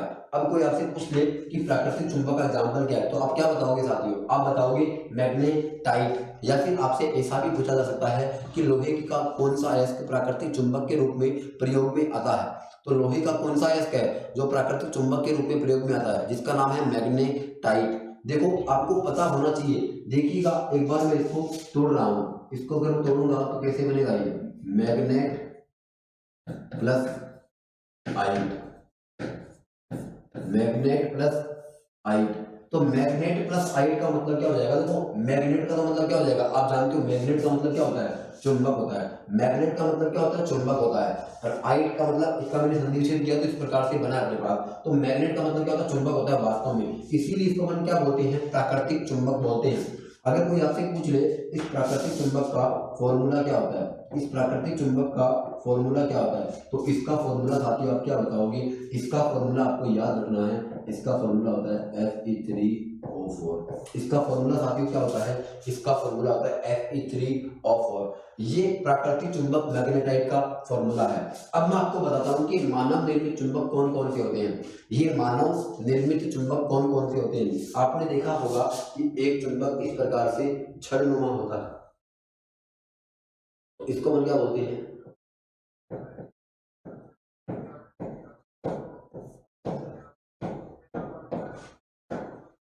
छड़नुमा चुंबक। अगर मैं बात करूं, देखो एक चुंबक कुछ इस प्रकार से होता है, अगर मैं बात करूं एक चुंबक कुछ इस प्रकार से होता है। आपने देखा होगा जो घोड़े की नाल होती है, जो घोड़े की नाल होती है वो भी कुछ इसी प्रकार से होती है, घोड़े की जो नाल होती है वो भी कुछ इसी प्रकार से होती है। तो इसको हम क्या बोल देंगे, घोड़े नाल चुंबक।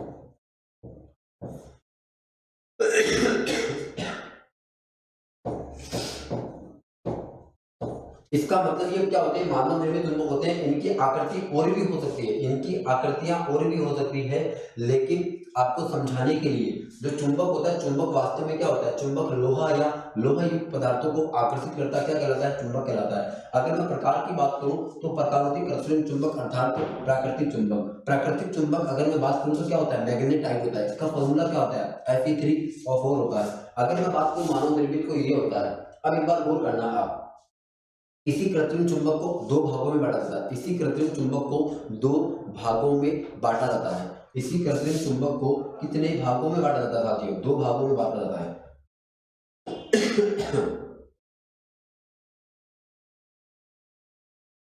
अगर मैं बात करूं इसी कृत्रिम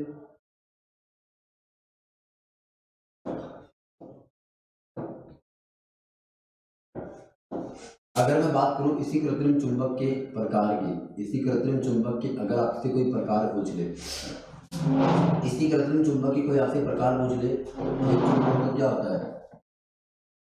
स्थायी चुंबक। इसमें से एक चुंबक तो क्या होता है साथियों? स्थायी होता है। अगर मैं दूसरी चुंबक की बात करूं तो इसका एक चुंबक क्या होता है बताओ? अस्थायी भी होता है। इसका एक चुंबक क्या होता है बताओ? अस्थायी भी होता है। इसका मतलब कृत्रिम चुंबक दो प्रकार के होते हैं, स्थायी चुंबक और अस्थायी चुंबक। अब देखो, जो स्थायी चुंबक होते हैं, जो स्थायी चुंबक होते हैं वो किसके बने होते हैं? जो स्थायी चुंबक होते हैं वो लोहे के बने होते हैं। किसके बने होते हैं? लोहे के। वो निक्किल के बने होते हैं। किसके बने होते हैं? निक्कल के। वो किसके बने होते हैं? कोबाल्ट के बने होते हैं। किसके बने होते हैं साथियों? कोबाल्ट के बने होते हैं। वो किसके बने होते हैं? वो इस्पात के बने होते हैं। इसका मतलब अपने पास जो स्थायी चुंबक होते हैं, स्थायी चुंबक वो बार बार क्या होते हैं? टूटते नहीं है। एक बार अगर टूट गए तो वापस से जुड़ते नहीं। कहने का मतलब वो स्थायी होते हैं। लोहा, निकल, कोबाल्ट और इस्पात हो गया। अगर मैं बात करूं अस्थायी चुंबक कौन से होते हैं, अगर मैं बात करूं अस्थायी चुंबक कौन से होते हैं, तो आप अस्थायी चुंबक को ध्यान रखिएगा। अस्थायी चुंबक मेरे पास कौन से होते हैं? अगर मैं अस्थायी चुंबक की बात करूं तो मेरे पास एग्जांपल है नरम लोहा। एग्जाम्पल मेरे पास साथियों क्या है? नरम लोहा। नरम लोहे को किससे बनाया जाता है? इसका मतलब जो अस्थायी चुंबक होते हैं वो किससे बनते हैं? नरम लोहे से बनते हैं। देखो, ये बनता है लोहे से, जबकि ये बनता है नरम लोहे से। इतना आपको ध्यान में रखना है। चलो अब अपन आगे बढ़ते हैं। चलिएगा, अब अपन क्या करते हैं? आगे बढ़ते हैं। अब मैं आपको बताता हूं, ये जो चुंबक होते हैं ये कैसा होता है, कैसा नहीं होता है।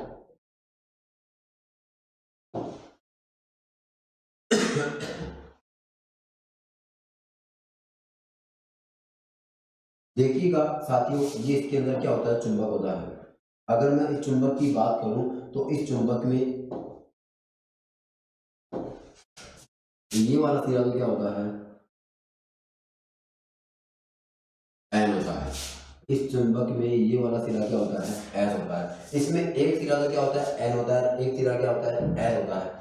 देखिएगा साथियों, आप लोगों को सब कुछ समझ में आ जाएगा कि चीजें क्या होती है और क्या नहीं होती है। अगर मैं बात करूं इस चुंबक को, जब आप एक पृथ्वी के अंदर, या फिर मैं ऐसा कहूं कि अगर आप इस चुंबक को किसी मिट्टी के अंदर ऐसे फेरोगे, अपने हाथ में लेकर के ऐसे घुमाओगे, तो आपको पता होगा इसमें कुछ कण क्या हो जाते हैं? चिपक जाते हैं। उसमें कुछ कण क्या होते हैं? चिपक जाते हैं। और आपने अक्सर नोटिस किया होगा, आपने अक्सर नोटिस किया होगा कि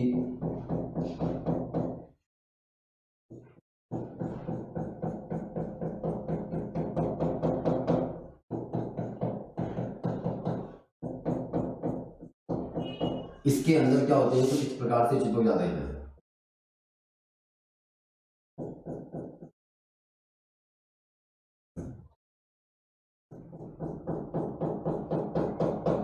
अगर मैं आपको बताऊं क्या इसमें क्या होता है, कुछ इस प्रकार से चीजें क्या होती है? चिपक जाती है। इसमें कुछ इस प्रकार से क्या होती है? चीजें चिपक जाती है। मैं यूं कहूं कि इसके अंदर इस प्रकार से आपने देखा होगा, इस प्रकार से चीजें बन जाती है। इसका मतलब क्या होता है? इसका मतलब मैं आपको ये बताना चाहता हूं कि ये जो चुंबक होता है, ये जो चुंबक होता है, इस चुंबक के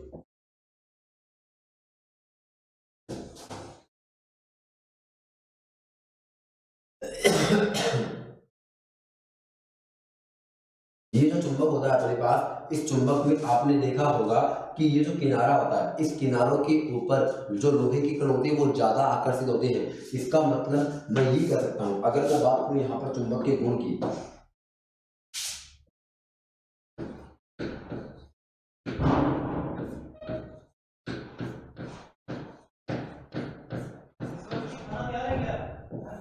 अगर मैं यहाँ पर बात करूं चुंबक के गुण की, तो चुंबक के गुण के अंदर पहला गुण क्या है? अगर मैं बात करूं चुंबक के गुण की, तो चुंबक का पहला गुण क्या है? चुंबक का पहला गुण ये है कि जो चुंबक होते हैं, चुंबक के ध्रुवों पर चुंबकत्व का प्रभाव ज्यादा होता है। तो मैं ये लिख सकता हूँ,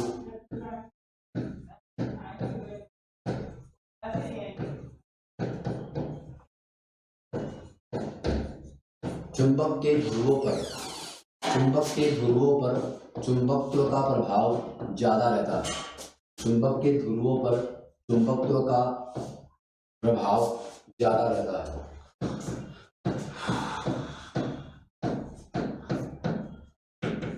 अगर मैं बात करूं 2 नंबर के एक पॉइंट की, मैं इसको यूं भी तो कह सकता हूं, मैं इसको यूं भी तो कह सकता हूं,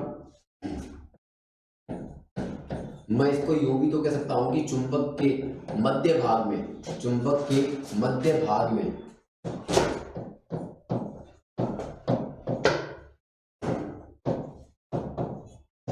चुंबकत्व का प्रभाव, चुंबकत्व का प्रभाव क्या होता है? नगण्य होता है। कैसा होता है साथियों? नगण्य होता है।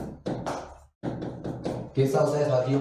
नगण्य होता है। देखो गौर करना, अगर मैं बात करूं चुंबक की, तो आप अक्सर देखते होंगे ये जो अपने पास चुंबक होता है, चुंबक इस प्रकार से बनता है और इस चुंबक के किनारों के ऊपर, इस चुंबक के किनारों के ऊपर चुंबकत्व का प्रभाव क्या होता है? ज्यादा होता है। तो मैंने ऊपर लिख दिया कि चुंबक के ध्रुवों पर चुंबकत्व का प्रभाव क्या रहता है? ज्यादा रहता है। अगर मैं 2 नंबर की बात करूं कि चुंबक के मध्य भाग में चुंबकत्व का प्रभाव क्या होता है? नगण्य होता है। देखो यहाँ पर क्या होता है? चुंबकत्व का प्रभाव न के बराबर होता है। अपन यूं भी कह सकते हैं कि चुंबक के मध्य भाग में चुंबकत्व का प्रभाव शून्य होता है। क्या होता है? शून्य होता है। अब कई लोगों के ये जहन में, दिमाग में एक बात आएगी कि सर आप ये कह रहे हो कि चुंबक के मध्य भाग में चुंबकत्व का प्रभाव शून्य होता है, तो क्या अगर मैं इस चुंबक को बीच में से तोड़ दूं, क्योंकि बीच में काम तो आ नहीं रहा है, अगर मैं इसको बीच में से इस प्रकार से ब्रेक कर दूं, इस प्रकार से अगर मैं इसको ब्रेक कर दूं, तो क्या मेरे पास ये वाला काम आ जाएगा? क्या बाद में ये हो जाएगा? देखो क्या होता है, अगर आप इस चुंबक को बीच में से तोड़ देते हो, अगर आप एक चुंबक को बीच में से तोड़ देते हो, तो अकेले ध्रुव वाला चुंबक अस्तित्व में नहीं आता है और उसका अपने आप दूसरा ध्रुव बन जाता है। तो मैं ये कह सकता हूं यहाँ पर 3 नंबर का पॉइंट,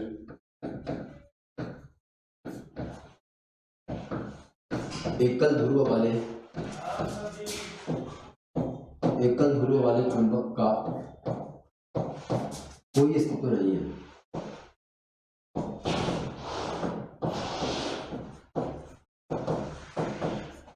कोई अस्तित्व नहीं है। एकल ध्रुव वाले चुंबक का कोई अस्तित्व नहीं है। ये मैंने 3 नंबर का पॉइंट लिखा। 4 नंबर का पॉइंट सुनिए आप। 4 नंबर का पॉइंट सुनिए, क्या खास बात है। बहुत अच्छी अच्छी बातें आपको बताऊंगा, आप हक्के बक्के रह जाओगे कि वास्तव में ऐसा मैंने आपको लेवल पहले नहीं देखा। देखिएगा ये जो चुंबक है, चुंबक को जब अपन बीच में से काट देते हैं तो चुंबक क्या होता है? अकेले ध्रुव वाला चुंबक कभी भी अस्तित्व में नहीं आता है। तो मैं यूं भी तो कह सकता हूँ कि जब अपन चुंबक को बीच में से तोड़ देते हैं, जब अपन चुंबक को बीच में से तोड़ देते हैं तो चुंबक अपना अलग ध्रुव बना लेता है। जैसे चुंबक अलग होंगे तो 2 चुंबक बन जाते हैं और वो अपने अपने एक ध्रुव और बना लेते हैं। कहने का मतलब, अगर आप इसको यहाँ से बेंड करोगे, अगर आप इसको यहाँ से बेंड करोगे तो यहाँ इसका क्या बन जाएगा? एस बन जाएगा और यहाँ इसका बाद में क्या बन जाएगा? एन बन जाएगा। यहाँ इसका एस बन जाएगा, यहाँ इसका क्या बन जाएगा? एन बन जाएगा। इसका मतलब ये अलग अलग चुंबक हो गए, ये 2 चुंबक बन जाएंगे। तो मैं यूं कह सकता हूं, यहाँ पर समझने की कोशिश कीजिएगा दोस्तों।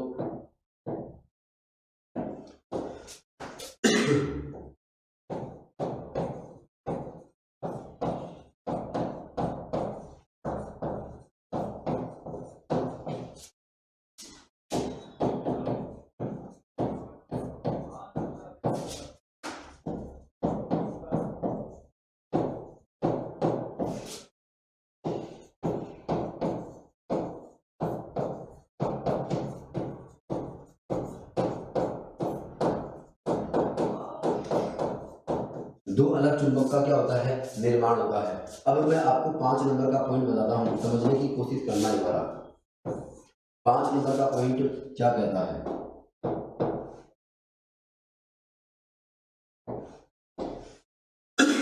चुंबक को बीच से तोड़ने में 2 अलग चुंबक का निर्माण क्या हो जाता है? हो जाता है। अब आपको मैं अगला पॉइंट बताता हूं, आप कभी भी देखना अगला। देखो मैंने आपको इस प्रकार से चुंबक दिखाया, तो आपने देखा होगा कि जब अपन ने चुंबक को तोड़ा तो एकल ध्रुव वाला चुंबक तो अस्तित्व में ही नहीं है, तो इसका अलग अलग ध्रुव बन गया था और अलग अलग हो गया था। अगर आपने तोड़ा उसके बाद भी इसका प्रभाव हमेशा किनारों पर रहता है और बीच में हमेशा क्या होता है? कम होता है। अब अगर कोई आपसे पूछ ले कि ये जो चुंबक होता है, इस चुंबक को अगर मैं मान लो किसी रस्सी से अगर इसे मैं छोड़ दूं तो ये कहाँ पर आकर के ठहरता है, तो हमेशा याद रखना कि चुंबक को जब आप किसी रस्सी से लटका कर के रखते हो तो वो हमेशा उत्तर और दक्षिण दिशा में ही ठहरता है। किस दिशा में ठहरता है? उत्तर से दक्षिण दिशा में ठहरता है। मैं देखो आपको और पॉइंट बताना चाहता हूँ। एक बार मैं इस डायग्राम को थोड़ा सा साइड में ले लेता हूँ।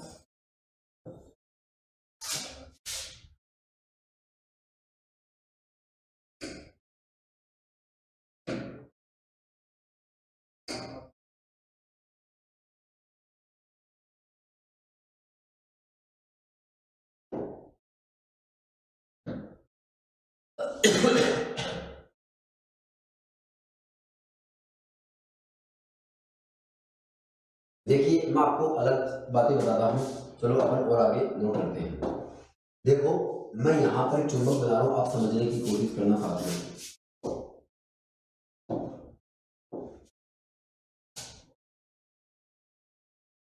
ये मेरे पास क्या है, चुंबक है। एक बार समझना, यहाँ पर इसमें एक सिरा तो क्या है, एन है, इसका एक सिरा क्या है, एस है।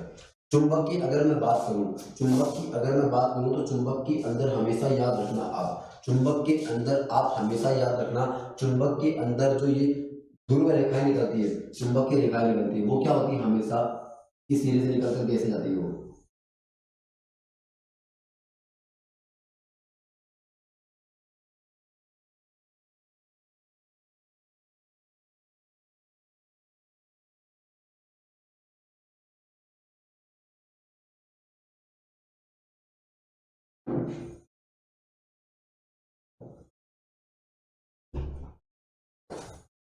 यहाँ पे देखना मेरा कुछ इस प्रकार से डायग्राम बन रहा है। देखो चुंबकीय बल रेखाएं जो होती है, चुंबकीय बल रेखाएं जो होती है, चुंबकीय बल रेखाएं जो होती है वो हमेशा क्या होती है, एन सिरे से निकल करके एस सिरे की हो जाती है। तो आप यूं भी तो कह सकते हो, आप यूं कह सकते हो कि चुंबकीय बल रेखाएं सदैव एन ध्रुव से निकल करके एस ध्रुव की हो जाती है। तो मैं यहाँ पे लिख देता हूँ,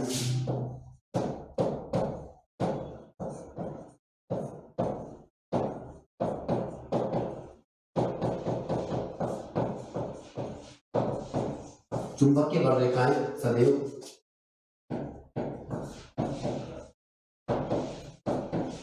उत्तरी ध्रुव से दक्षिण ध्रुव की ओर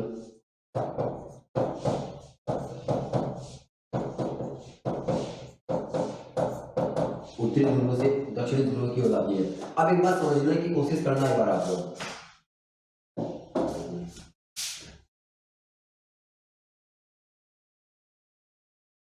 एक बार यहाँ पर फोकस करना, एक बार आप, अगर मैं बात करूं यहाँ पर, एक बार आप लोग थोड़ा सा नोटिस करने की कोशिश करना, एक बार आप देखिएगा।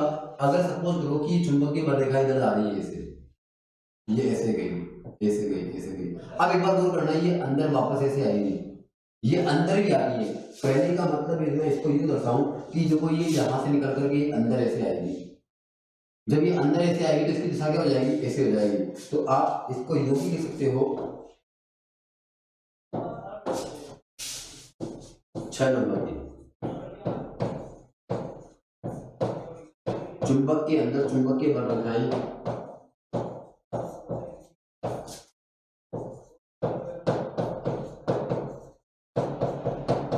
चुंबकीय बल रेखाएं दक्षिण ध्रुव से उत्तरी ध्रुव की ओर होती है।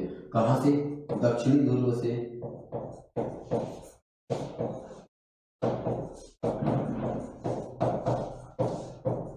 दक्षिणी ध्रुव से उत्तरी ध्रुव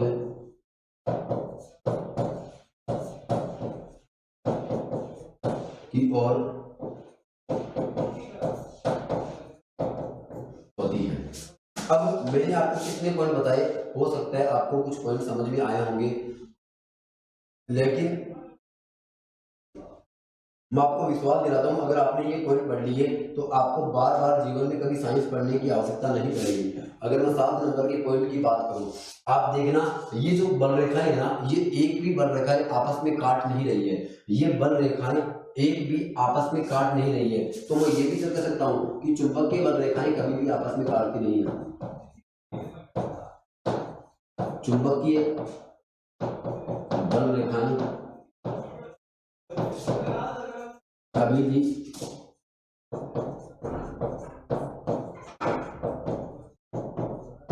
आपस में काटती नहीं है। चुंबकीय बलरेखाएं कभी भी आपस में काटती नहीं है। अगर मैं और नंबर की बात करूं और अपने पास क्या गुण है चुंबक के, तो मैं यूं भी तो कह सकता हूं कि चुंबकीय बलरेखाएं सदैव एक दूसरे के समांतर होती है। समांतर होती तभी तो नहीं काटेगी, तो मैं यूं सकता हूं चुंबकीय बलरेखाएं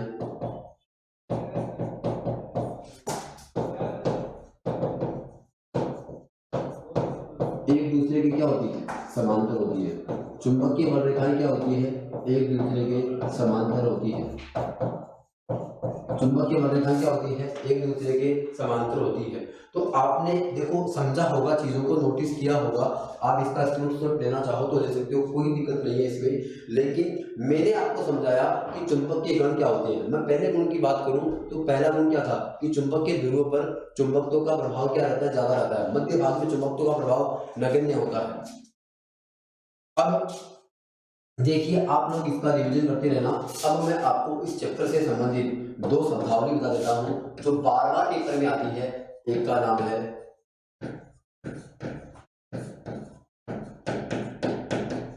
चुंबकीय क्षेत्र की तीव्रता, और मेरी तरफ से आज विद्युत वाला चैप्टर भी पूरा हो गया और मेरी तरफ से आज चुंबक वाला चैप्टर भी पूरा हो गया। और मैं यूं कह सकता हूं कि मेरी तरफ से आज भौतिक विज्ञान सदा सदा के लिए खत्म हो गया। अब केवल और केवल आपका काम बचा है। जितनी ज्यादा आप ऑब्जेक्टिव किताबों को लगाओगे, जितनी ज्यादा प्रैक्टिस करोगे, आपके सक्सेस होने के, आपकी पेपर पास होने के चांसेस उतने ही ज्यादा बढ़ेंगे। क्योंकि पेपर में कभी भी थ्योरी नहीं आती है, आपको बार बार अब ऑब्जेक्टिव अप्रोच अपनाना पड़ेगा। देखो, चुंबकीय क्षेत्र की तीव्रता की बात करता हूँ। चुंबकीय क्षेत्र की तीव्रता क्या होती है, समझने की कोशिश करना। एक बार आप सपोज करना कि यहाँ पे चुंबक रखा हुआ है, यहाँ पे चुंबक रखा हुआ है, और आपने देखा होगा कि इस चुंबक के अंदर इसका चुंबकीय प्रभाव क्या रहता है, इस प्रकार से रहता है। इसके अंदर इस प्रकार से चुंबकीय इसका प्रभाव रहता है। इसका मतलब इसकी क्या होता है, एक फिक्स एरिया होता है, वहां पर इसको अपने चुंबक को आकर्षित करता है या प्रतिकर्षित कर सकता है। सपोज करना कि एक चुंबक ये है और एक चुंबक ये है। अगर देखो ये पास पास में, तो ये अपने आप को, अगर ये एन है और ये अगर एस है तो इसको खींच लेता है। अगर ये एन है ये एस है तो ये क्या करेगा, एक दूसरे को प्रतिकर्षित करेगा। लेकिन इसमें भी हमेशा क्या होता है साथियों, कि हमें देखना होता है कि कितनी दूरी पे रखा हुआ है। इसकी दूरी भी मैटर करती है, इसका एरिया भी मैटर करता है कि कितने क्षेत्रफल पे रखा गया है। तो इसका क्षेत्रफल डेफिनेटली डिपेंड करता है। तो आप हमेशा से याद रखना इस बात को।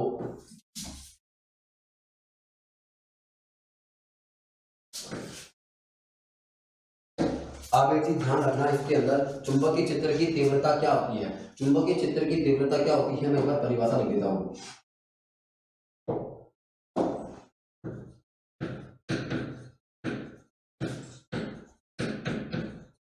चुंबक के चारों ओर का ऐसा क्षेत्र, चारों ओर का एक ऐसा क्षेत्र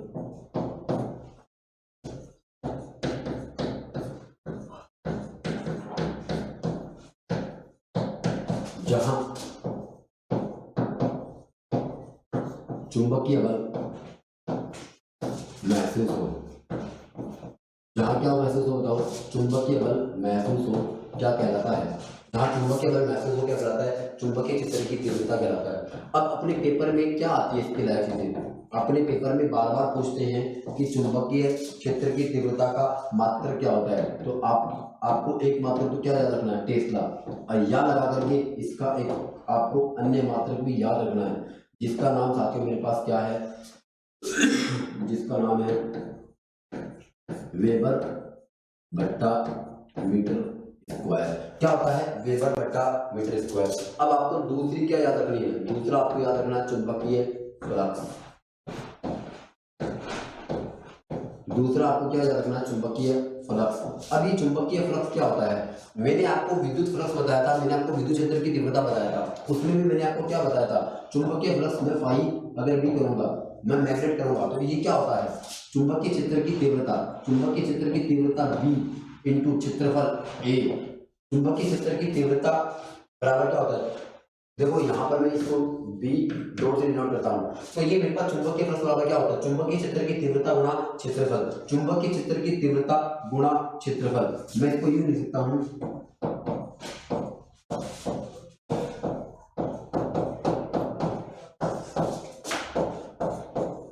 चुंबकीय क्षेत्र की तीव्रता गुणा क्षेत्रफल।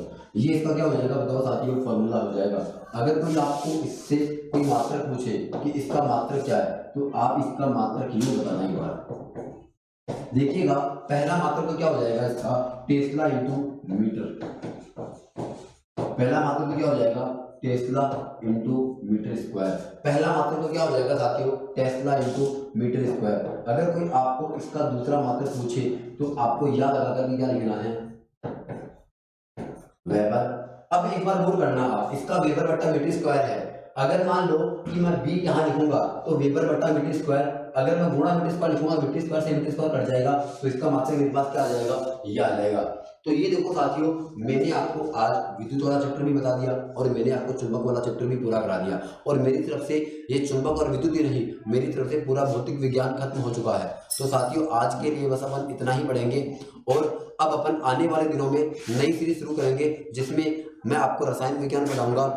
और अब आपको केवल प्रैक्टिस करनी है ऑब्जेक्टिव किताबों की। तब तक के लिए मैं आपको अलविदा कहता हूं। आप अपना ध्यान रखना, अपने स्वास्थ्य का ध्यान रखना। चलो बाय बाय, गुड नाइट।